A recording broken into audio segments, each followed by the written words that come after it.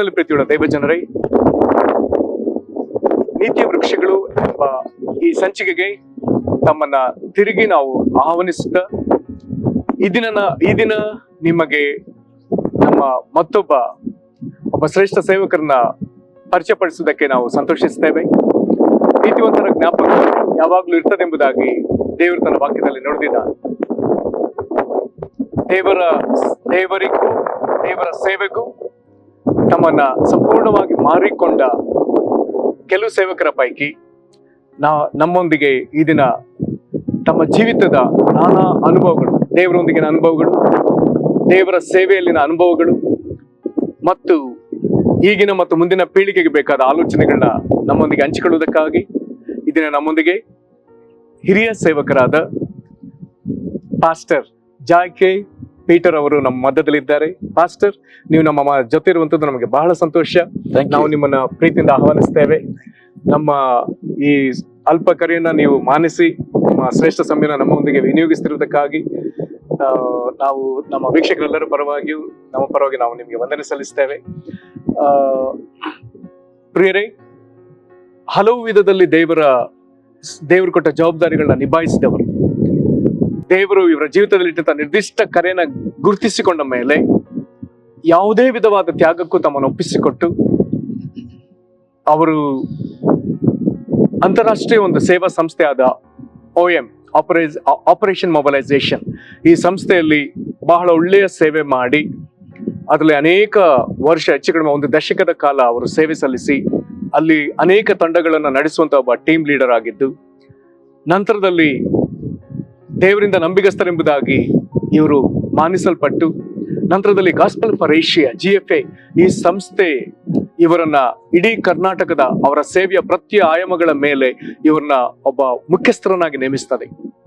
ಒಂದು ವೇಳೆ ಅವ್ರನ್ನ ಕರ್ನಾಟಕದ ಕೋಆರ್ಡಿನೇಟರ್ ಅಥವಾ ಕರ್ನಾಟಕದ ಚೇರ್ಮನ್ ಅಥವಾ ಕರ್ನಾಟಕದ ಡೈರೆಕ್ಟರ್ ಎಲ್ಲಾ ಪದಗಳಲ್ಲಿ ಅವ್ರನ್ನ ಗುರುತಿಸಿ ಮಾತನಾಡ್ತಾರೆ. ಆ ಸೇವೆಯ ಪ್ರತಿ ಭಾಗಗಳನ್ನ ಅವರು ಹಲವು ವರ್ಷಗಳು ನಿಭಾಯಿಸಿದ್ದಾರೆ. ಅದರಲ್ಲಿ ವಿಶೇಷವಾಗಿ ಸತತ 10 ವರ್ಷ ಅಲ್ಲಿಯೂ ಒಂದು ದಶಕಕ್ಕೆ ಮೀರಿ ಅವರು ಬಾನುಲಿ ಮುಖಾಂತರ ಅಂದ್ರೆ ರೇಡಿಯೋ ಮೂಲಕ ಕರ್ತನ ಸುವಾರ್ತೆಯನ್ನ ಸಾರಿ ಅನೇಕ ಆತ್ಮಗಳನ್ನ ಕ್ರಿಸ್ತನಿಗಾಗಿ ಗೆಲ್ಲುವುದರಲ್ಲಿ ಬಹಳ ಯಶಸ್ಸು ಕಂಡವರು. ನಂತರದಲ್ಲಿ ಸಭೆ ಸ್ಥಾಪನೆಗಳ ಕುರಿತಾಗಿ ದೇವರು ಅವರಲ್ಲಿ ಅನೇಕ ವಿಧದಲ್ಲಿ ಮನದಟ್ಟು ಮಾಡುವಾಗ ದೇವರು ಮಾತನಾಡಿದ ಕೂಡಲೇ ಅದಕ್ಕೆ ವಿಧೇಯರಾಗಿ ಅನೇಕ ಕಡೆ ಸಭೆಗಳನ್ನ ಸ್ಥಾಪಿಸಿದವರು. ಇವರು ಈಗ ಇದರ ವಿವರಣೆಗಳನ್ನ ಸ್ವತಃ ಅವರ ಬಾಯಿಂದ ನಾವು ಕೇಳೋಣ. ಪಾಸ್ಟರ್, ತಮ್ಮ ಕುರಿತಾದ ಒಂದು ಪುಸ್ತಕ, ಜೀವನ ಚರಿತ್ರೆ ಪುಸ್ತಕವಿದೆ. ತಾವೇ ಹೇಳಿದಂತೆ ಒಬ್ಬ ಹಿರಿಯ ಸೇವಕರು. ಪಾಸ್ಟರ್, ಅವ್ರ ಹೆಸರು ಅಂತ ಹೇಳಿದ್ರಿ? Doctor Chacko Thomas. ಈಗಲೂ ಸಕ್ರಿಯವಾಗಿ ಅಂತಾರಾಷ್ಟ್ರೀಯ ಮಟ್ಟದಲ್ಲಿ ಸೇವೆ ಮಾಡ್ತಿರುವಂತಹ ಆ ಸೇವಕರು. ಇವರ ಸೇವೆಯನ್ನು ಗುರುತಿಸಿ ಅವರೇ ಸ್ವತಃ ಇವರ ಬಾಯಿಂದ ಕೇಳಿ ಬರೆದು ಕೊಟ್ಟು ಕಡೆಗೆ ಇವರ ಹೆಸರಿನಲ್ಲಿಯೇ ಪ್ರಕಾಶನಗೊಳ್ಳುವಂತೆ ಬರೆದಂತ ಒಂದು ಪುಸ್ತಕ ಫಾಲೋಯಿಂಗ್ ಹಿಸ್ ಸ್ಟೆಪ್ಸ್. ಕನ್ನಡದಲ್ಲಿ ಇದು ಹೆಜ್ಜೆಗಳು ಎಂಬಂತ ಶೀರ್ಷಿಕೆಯಲ್ಲಿ ಆ ಪುಸ್ತಕವಿದೆ. ಪಾಸ್ಟರ್, ಈ ಪುಸ್ತಕದಲ್ಲಿ ತಮ್ಮ ಕುರಿತು ಅನೇಕ ಶ್ರೇಷ್ಠ ಸಂಗತಿಗಳನ್ನ ನಾವು ಗ್ರಹಿಸಿದ್ದೇವೆ. ಪಾಸ್ಟರ್, ಈ ಪುಸ್ತಕದ ರೀತಿಯಲ್ಲಿ ಆಧರಿಸೋದಾದ್ರೆ ತಮ್ಮ ಬಾಲ್ಯ, ಅಲ್ಲಿ ನೀವು ಕ್ರಿಸ್ತನನ್ನ ಕಂಡುಕೊಂಡ ರೀತಿ, ತಮ್ಮ ಕುಟುಂಬದಲ್ಲಿ ಇದಕ್ಕಾಗಿ ತಮ್ಮ ತಾಯಿಂದ ದೊರಕಿದ ಪ್ರೋತ್ಸಾಹ ಬಹಳ ಸೊಗಸಾಗಿದೆ. ಪಾಸ್ಟರ್, ಇದನ್ನ ತಾವೇ ತಮ್ಮ ಬಾಯಿಂದ ನೀವು ಅದನ್ನ ಎಲ್ಲಿಂದ ಆರಂಭಿಸಿ ಅಲ್ಲಿಗೆ ತರ್ತಿರೋ, ನೀವು ನಿಮ್ಮ ರಕ್ಷಣೆ ಹೊಂದಿದ ಅನುಭವ ಇದನ್ನ ದಯಮಾಡಿದೆ ನಮ್ಮೆಲ್ಲರಿಗೂ ತಿಳಿಯಪಡಿಸಿ ಪಾಸ್ಟರ್.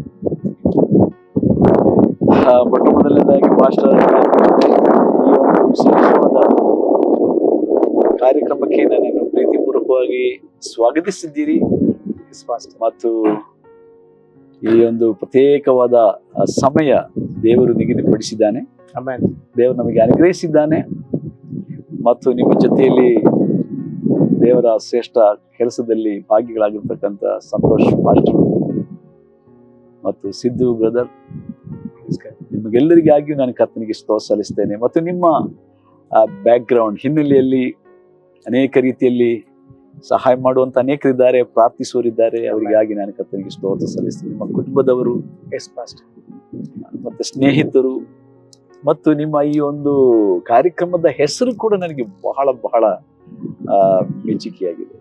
ನೀತಿ ವೃಕ್ಷ. ಒಂದು ವೃಕ್ಷ ಅದು ವೃಕ್ಷವಾಗಿ ಬೆಳೆಯಬೇಕಾದ್ರೆ ಅದರ ಬೇರು, ಆ ವೃಕ್ಷ ನಿಲ್ಲಬೇಕಾದ್ರೆ ಅದರ ಬೇರು ಎಷ್ಟು ಆಳಕ್ಕೆ ಹೋಗಿರಬೇಕು. ನಿಮ್ಮ ಅನೇಕ ವರ್ಷಗಳ ಸೇವೆ, ನಿಮ್ಮ ತಂದೆ ನನಗೆ ಪರಿಚಯ ಇದೆ, ಅವರೇ ಸೇವಕರು, ಅವರು ಕೂಡ ಸೇವಕರಾಗಿದ್ರು, ಕರ್ತನ ಸನ್ನಿಧಿಯಲ್ಲಿ ಶ್ರಮಿಸ್ತಿದ್ದಾರೆ. ತಾಯಿಯ ಪ್ರಾರ್ಥನೆ, ಅವರು ನಿಮ್ಮನ್ನು ಬೆಳೆಸಿದ್ದು. ಯಾಕಂದ್ರೆ ನಾನು ಭದ್ರಾವತಿಯಲ್ಲಿ, ನಿಮಗೆ ನೆನಪಿರ್ಲಿಕ್ಕಿಲ್ಲ, ಬಟ್ ನಾನು ಪರಿಚಯ ಇದೆ ಅವರಿಗೆ. ಸೊ ಅವರ ಬೀಜ ನೀವು, ಅವರ ಫಲ ನೀವು, ಅದು ವೃಕ್ಷದ ಫಲ ನೀವು, ನಾವೆಲ್ಲರೂ ಹೌದು. ಸೊ ಫಲ ಎಂಬುದು ಎಂದು ಹೇಳುವಾಗ ಅದು ವೃಕ್ಷ ಇದ್ರೆ ಮಾತ್ರ ಫಲ ಅಲ್ವಾ, ಅಥವಾ ಗಿಡ ಇದ್ದರೆ ಮಾತ್ರ ತಾನೆ. ಸೊ ಅದ್ರ ಬೇರು ಎಷ್ಟು ಆಳಕ್ಕೆ ಹೋಗಿರುತ್ತದೋ ಅಷ್ಟು ಆ ಮರ ಸ್ಟ್ರಾಂಗ್ ಆಗಿ ನಿಲ್ಲುತ್ತೆ ನೋಡ್ರಿ, ದೃಢವಾಗಿ ನಿಲ್ಲುತ್ತೆ, ಸದೃಢವಾಗಿ. ಗಾಳಿ ಬೀಸಲಿ, ಸ್ವಾಮಿ ಹೇಳಿದಂಗೆ ಹಳ್ಳ ಹೇಳಲಿ, ಮಳೆ ಸುರಿಯಲಿ, ಅದು ಮುರಿದು ಬಿದ್ದರೂ ಅದರ ಬೇರು ಕೆಳಗಡೆ ಇರುತ್ತೆ. ಅಂತ ತಂದೆ ತಾಯರಿಗಾಗಿ ನಾನು ಮೊಟ್ಟ ಮೊದಲು ದೇವರಿಗೆ ಸ್ತೋತ್ರ ಸಲ್ಲಿಸ್ತೇನೆ. ನಮಗೆ ಬೇರಾಗಿ ನಿಂತ, ನಮಗೆ ಮರವಾಗಿ ನಿಂತ, ನಮಗೆ ನೆರಳಾಗಿ ನಿಂತ ಅವರನ್ನು ನೆನಪು ಮಾಡ್ತೀನಿ. ದೇವರಿಗೆ ಸ್ತೋತ್ರ. ಸೊ ಆ ಬೇರು ಎಲ್ಲ ಕಡೆ ಹರಡುತ್ತೆ ನೋಡ್ರಿ.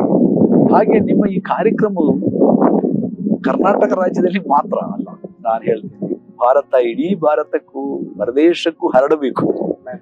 ಹಾಗೆ ಅನೇಕರಿಗೆ ಆಶೀರ್ವಾದ ಆಗಬೇಕು. ಅದರಿಂದ ಅನೇಕರು ಆತ್ಮೀಕವಾಗಿ ಲಾಭ ಪಡೆಯಬೇಕು. ಅವರು ಬೀಜವಾಗಿ ಅವರು ಹುಟ್ಟಬೇಕು, ಅವರು ಮತ್ತೆ ಸಸ್ಯಾಗಿ ಬೆಳೆಯಬೇಕು, ಮರವಾಗಿ ಬೆಳೆಯಬೇಕು, ಮತ್ತೆ ಅವರಿಂದ ಫಲ ಆಗಬೇಕು. ಪೀಳಿಗೆ ವೆರಿ ವೆರಿ ಇಂಪಾರ್ಟೆಂಟ್. ನೀವೊಂದು ಒಂದು ಪದ ಉಪಯೋಗಿಸಿಕೊಂಡು ಬರುವ ತಲೆಮಾರು. ಹೌದು, ಬೈಬಲ್ನಲ್ಲಿ ಅದನ್ನು ಬಹಳ ಸ್ಪಷ್ಟವಾಗಿ ಇದೆ, ಆದಿಕಾಂಡದಿಂದ ಕೊನೆಯವರೆಗೂ. ಹೌದು. ಓಕೆ, ಈ ಭೂಮಿಯನ್ನು ದೇವರು ಸೃಷ್ಟಿ ಮಾಡಿದ್ದ ಉದ್ದೇಶವೇ ಅದಕ್ಕಾಗಿ. ಅದರ ಜಾತಿ ಜಾತಿ ಜಾತಿ ಅಂತ ಇದೆ ನೋಡ್ರಿ. ನಾನು ಅದರ ಬಗ್ಗೆ ಸ್ಟಡಿ ಮಾಡಿದೆ. ಸೊ ಆದಿಕಾಂಡ ಪುಸ್ತಕದಲ್ಲಿ 11 ಬಾರಿ ಇದೆ ಅದು ಅದರ ಜಾತಿ, ಅದರ ಜಾತಿ. 11 ಸಲ ಇದೆ. ಅದರ ಜಾತಿಯ ಗಿಡ ಹುಟ್ಟಲಿ ಅಥವಾ ಜಾತಿಗೆ ಅನುಸಾರವಾಗಿ ಹುಟ್ಟಲಿ ಎಂಬ ಪದ ಪ್ರಯೋಗ. ಕೈಂಡ್ ಇಂಗ್ಲಿಷ್ ನಲ್ಲಿ. ಸೊ ದೇವರ ಮಕ್ಕಳಾದ ನಾವು ದೇವರ ಕೈಂಡ್ ಆಗಿದ್ದೇವೆ, ದೇವರ ಜಾತಿ ಆಗಿದ್ದೇವೆ, ಸರಿನಾ? ಹಾಗಾದ್ರೆ ನಮ್ಮಿಂದ ನಮ್ಮ ಜಾತಿ ಹುಟ್ಟಬೇಕು. ಮನುಷ್ಯನನ್ನು ದೇವರು ಸೃಷ್ಟಿ ಮಾಡಿದ್ದು ಮನುಷ್ಯನ ಜಾತಿ ಹುಟ್ಟಕ್ಕೆ. ಅದು ದೇವರ ಜಾತಿ ಆಗಿತ್ತು ಮೊದಲು. ಆದಾಮ್ ಮತ್ತು ಹವ್ವಳು ದೇವರ ಮಕ್ಕಳು, ಸರಿನಾ? ಸರಿ ಪಾಸ್ಟರ್. ತಂದೆ ತಾಯಿ ಇಲ್ಲದೆ ಭೂಮಿಯ ಮೇಲೆ ಹುಟ್ಟಿದ ಮೊಟ್ಟ ಮೊದಲನೆಯ ಮನುಷ್ಯರು ಅವರೇ. ಎರಡನೇ ತಂದೆ ತಾಯಿ ಇಲ್ಲದೆ ಹುಟ್ಟಿದವನು ಯೇಸು ಸ್ವಾಮಿಯೇ. ಅದಕ್ಕೆ ಬೈಬಲ್ ಹೇಳುತ್ತದೆ, ಮೊದಲನೆಯವನು ದೇವರ ಮಗನು, ಎರಡನೆಯವನು ದೇವರ ಮಗನು. ಆ ದೇವರ ಮಗನಾದ ಯೇಸುವಿನ ಮೂಲಕ ಮಕ್ಕಳಾದ ನಮ್ಮ ಮೂಲಕ ಹುಟ್ಟುವ ಮಕ್ಕಳು ದೇವರ ಮಕ್ಕಳಾಗಬೇಕು. ಸರಿನಾ? ಈ ಜಾತಿ ದೇವರಿಗೆ ಬೇಕು. ಇವತ್ತು ಭೂಲೋಕದಲ್ಲಿ ಜನ ಹೇಳೋ ಪ್ರಕಾರವಾದ ಜಾತಿ ಅಲ್ಲ, ಆ ಜಾತಿ ಮನುಷ್ಯ ಮಾಡಿದ್ದು, ಸೈತಾನ್ಯ ಮಾಡಿದ್ದು. ಅದ್ಭುತವಾದ ಸುವಾರ್ತೆ ಹೇಳಿದ್ರು ಪಾಸ್ಟರ್. ಇದೊಂದು ಅದ್ಭುತವಾದ ಸುವಾರ್ತೆ. ಆದ ಕಾರಣ ನಿಮ್ಮ ಈ ಕಾರ್ಯಕ್ರಮದ ಮೂಲಕವಾಗಿ ನಮ್ಮ ಪೀಳಿಗೆಗಳಿಗೆ ಆಶೀರ್ವಾದ ಆಗಬೇಕು. ಅವರು ಹೆಚ್ಚಬೇಕು, ಅವರು ಭೂಮಿಯೆಲ್ಲ ತುಂಬಬೇಕು. ದೇವರು ನಿಮ್ಮ ಮೂಲಕ ಈ ಅಂತ್ಯ ದಿನಗಳಲ್ಲಿ ಮಾಡಿಸ್ತಾ ಇರೋದಕ್ಕಾಗಿ ದೇವರಿಗೆ ಸ್ತೋತ್ರ ಸಲ್ಲಿಸ್ತೇನೆ. ಸೊ ಈ ಒಂದು ಭಾಗ್ಯ ನನಗೆ ನಾನು 17ನೇ ವಯಸ್ಸಿನಲ್ಲಿ ನಾನು ಅನುಭವಿಸಿದೆ. ಅಂದ್ರೆ ನಾನು ದೇವರ ಮಗನಾದದ್ದು. ಹೇಗೆ ಪಾಸ್ಟರ್? ದೇವರ ಮಗನಾದದ್ದು ನೋಡ್ರಿ. ಅಂದ್ರೆ ಇದು ನಿಮ್ಮ ಹಿನ್ನೆಲೆ ಅದೇ ಹೇಳುದು.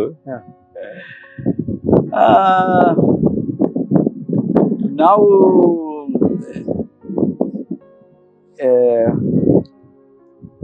ಕ್ಯಾಥಲಿಕ್ಸ್ ಹಿನ್ನೆಲೆ ಮತ್ತು ಪ್ರೊಟೆಸ್ಟೆಂಟ್ ಹಿನ್ನೆಲೆ, ಹ್ಮ್.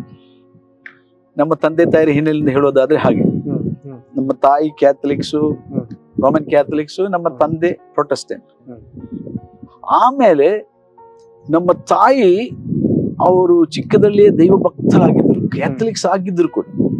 ತುಂಬಾ ಜನ ಇದ್ದಾರೆ ಪಾಸ್ಟರ್, ಇದು ಬಹಳ ಡೆಡಿಕೇಟೆಡ್ ಭಕ್ತರು. ಹೌದು. ಸೊ ಅವರು ನಾವು ಕ್ಯಾಥಲಿಕ್ ಚರ್ಚಿಗೆ ಹೋಗ್ತಾ ಇದ್ರು, ಆದ್ರೂ ಕೂಡ ಮತ್ತೆ ಕ್ಯಾಥಲಿಕ್ ವಿಷಯದಲ್ಲಿ ಅವರ ಹಿನ್ನೆಲೆ ಇದೆಯಲ್ಲ, ಅದು ಆದ ಕಾರಣ ನಮಗೆ ಆ ಒಂದೆಲ್ಲ ಹಿನ್ನೆಲೆಯ ಪ್ರಕಾರ ನಮ್ಮನ್ನು ಬೆಳೆಸ್ಕೊಂಡು ಬಂದ್ರು. ಅದು ನಮಗೆ ಹೇಳುವರು, ಅವರು ಹೊಸ ಒಡಂಬಡಿಕೆ ಅವರು ಓದುವರು, ಅವರಿಗೆ ಒಂದು ಹೊಸ ಒಡಂಬಡಿಕೆ ಸಿಕ್ಕಿತ್ತು ಆ ಕಾಲದಲ್ಲಿ. ಆ ದಿವಸಗಳಲ್ಲಿ ಬೈಬಲ್ ಓದೋದು ಅಪರಾಧ ರೋಮನ್ ಕ್ಯಾಥಲಿಕ್ಸ್ ನಲ್ಲಿ. ಅದು ಪಾದ್ರಿಗಳಿಗೆ ಮಾತ್ರ ಸಂಬಂಧಪಟ್ಟದ್ದು. ಪೂರ್ವ ಕಾಲದಲ್ಲಿ ಹಾಗೆ ಇತ್ತು ನೋಡ್ರಿ. ಆದ್ರೂ ಇವರು ಈ ಹೊಸ ಬಿಟ್ಕೊಂಡು ಹೋದ ಮೇಲೆ ನಮ್ಗೆ ಹೇಳುವರು, ನೀವು ಪಾಪ ನಿವೇದನೆ ಮಾಡಕ್ ಹೋಗ್ಬೇಡ, ಗುರುಗಳ ಮುಂದೆ ಹೋಗಿ ನೀವು ಪಶ್ಚಾತ್ತಾಪ ಪಡೆದು ಬೇಡ, ಯೇಸು ಸ್ವಾಮಿಯೇ ನಮಗೆ ಮಧ್ಯಸ್ಥ, ಅವರನ್ನೇ ಪ್ರಾರ್ಥಿಸ್ಬೇಕು. ಆದ ಕಾರಣ ಚಿಕ್ಕದಲ್ಲಿಯೇ ನಮಗೆ ವಾಕ್ಯ ಬಿದ್ದಿದೆ. ಅವರಿಗೆ ತಿಳಿದದ್ದು ಹೇಳಿದ್ರು ಅಷ್ಟೇ, ಏನು ಅಷ್ಟೇನು ಗೊತ್ತಿರ್ಲಿಲ್ಲ, ಆದ್ರೂ ತಿಳಿದದ್ದು ಹೇಳ್ತಿದ್ರು. ಅಮ್ಮ ವಾಕ್ಯ ಓದಿ ಅದನ್ನ ಅರ್ಥ ಮಾಡ್ಕೊಂಡ್ರೆ ಯೇಸು ನಮ್ಮ ಮಧ್ಯಸ್ಥ ಅಂತೇಳಿ. ಹೌದ್ರಿ, ದೊಡ್ಡ ವಿಷಯ ಪಾಸ್ಟರ್. ಹೌದ್ರಿ. ಬಳಿ ಪ್ರತಿ ರಾತ್ರಿ ಪ್ರಾರ್ಥನೆ ಇಲ್ಲದೆ ನಮಗೆ ಊಟ ಬಡಿಸ್ತಿರ್ಲಿಲ್ಲ. ಮತ್ತೆ ಈ ಪ್ರಾರ್ಥನೆ ನಾವು ಹೇಳ್ಬೇಕು, ಹಾಗೆ ಬೆಳೆಸಿದ್ದು ನಮಗೆ. ಆದ್ರೂ ಹೀಗೆ ಸ್ವಲ್ಪ ಪ್ರಾರ್ಥನೆ ಇಲ್ಲದೆ ಊಟ ಇಲ್ಲ ಇಲ್ರಿ, ಅದು ಕಡ್ಡಾಯ. ಎಷ್ಟು ಲೇಟ್ ಆದ್ರೂ ಸರಿ, 11 ಗಂಟೆ ಆದ್ರೂ ಪ್ರೇಯರ್ ಇಲ್ಲದೆ ಊಟ ಇಲ್ಲ. ಸೊ ನಾವು ಮಾಡ್ಲೇಬೇಕಲ್ಲ. ನಾವು ನಿದ್ರೆ ಅಂತ ಬೀಳುವರು, ಆದ್ರೂ ಕೂಡ ಕೊಡ್ತಿರ್ಲಿಲ್ಲ. ಒಂದ್ ದಿವಸ ಊಟ ಮಾಡದೆ ಹೋಗಿ ನೀವು ಮಲಗಿದ್ರೆ ಸಾಯುವಲ್ಲ ಅಂತ ಹೇಳಿ ಪ್ರೇಯರ್ ಮಾಡ್ಲೇಬೇಕು. ಹೀಗೆ ಸೊ ನಮ್ಮ ತಾಯಿ ಆದ ಕಾರಣ ಈ ಕೊನೆಗೆ ನಮ್ಮ ತಂದೆ ಜೊತೆಯಲ್ಲಿ ಪ್ರೊಟೆಸ್ಟೆಂಟ್ ಚರ್ಚಿಗೆ ಹೋಗಕ್ಕೆ ಶುರು ಮಾಡಿದ್ರು ನೋಡ್ರಿ. ನಾವೆಲ್ಲ ಅವ್ರ ಜೊತೆಲಿ ಹಾಗೆ ಮತ್ತೆ ತಿರ್ಗಾ ಹೋದ್ರು. ಹೋದಾಗ ನಾವು ಹೋಗೋ ಮಾರ್ಗದಲ್ಲಿ ಒಂದು ಅಲ್ಲಂದ್ರೆ ನಾವು ಫಸ್ಟ್ ಅಲ್ಲಿ ಚರ್ಚಿಗೆ ಹೋಗಿ ವಾಪಸ್ ಬರುವಾಗ ನಮ್ಮ ದಾರಿಯಲ್ಲಿ ಒಂದು ವಿಶ್ವಾಸಿಗಳ ಸಭೆ ಅಂತ ನಾವು ಹೇಳ್ತೀವಲ್ರಿ, ಈ ಪೆಂತೆಕೋಸ್ತು ಅಂತೆಲ್ಲ ಹೇಳ್ತಾರ ನೋಡ್ರಿ, ಆತರ. ಅಲ್ಲಿ ಒಳ್ಳೆ ಹಾಡೆಲ್ಲ ಕೇಳಿಸ್ಕೊಳ್ಳೋದು ನಾವು ದಾರಿಯಲ್ಲಿ ಬರುವಾಗ. ಅದೆಲ್ಲ ಕೇಳಿಸ್ಕೊಳ್ಳೋ ನಮ್ಗೆ ಮತ್ತೆ ನಮ್ಮ ತಂದೆಯ ಕುಟುಂಬಕ್ಕೆ ಸೇರಿದವರೆಲ್ಲರೂ ಬಹಳ ಜನ ಆ ಸಭೆಗೆ ಹೋಗೋರು.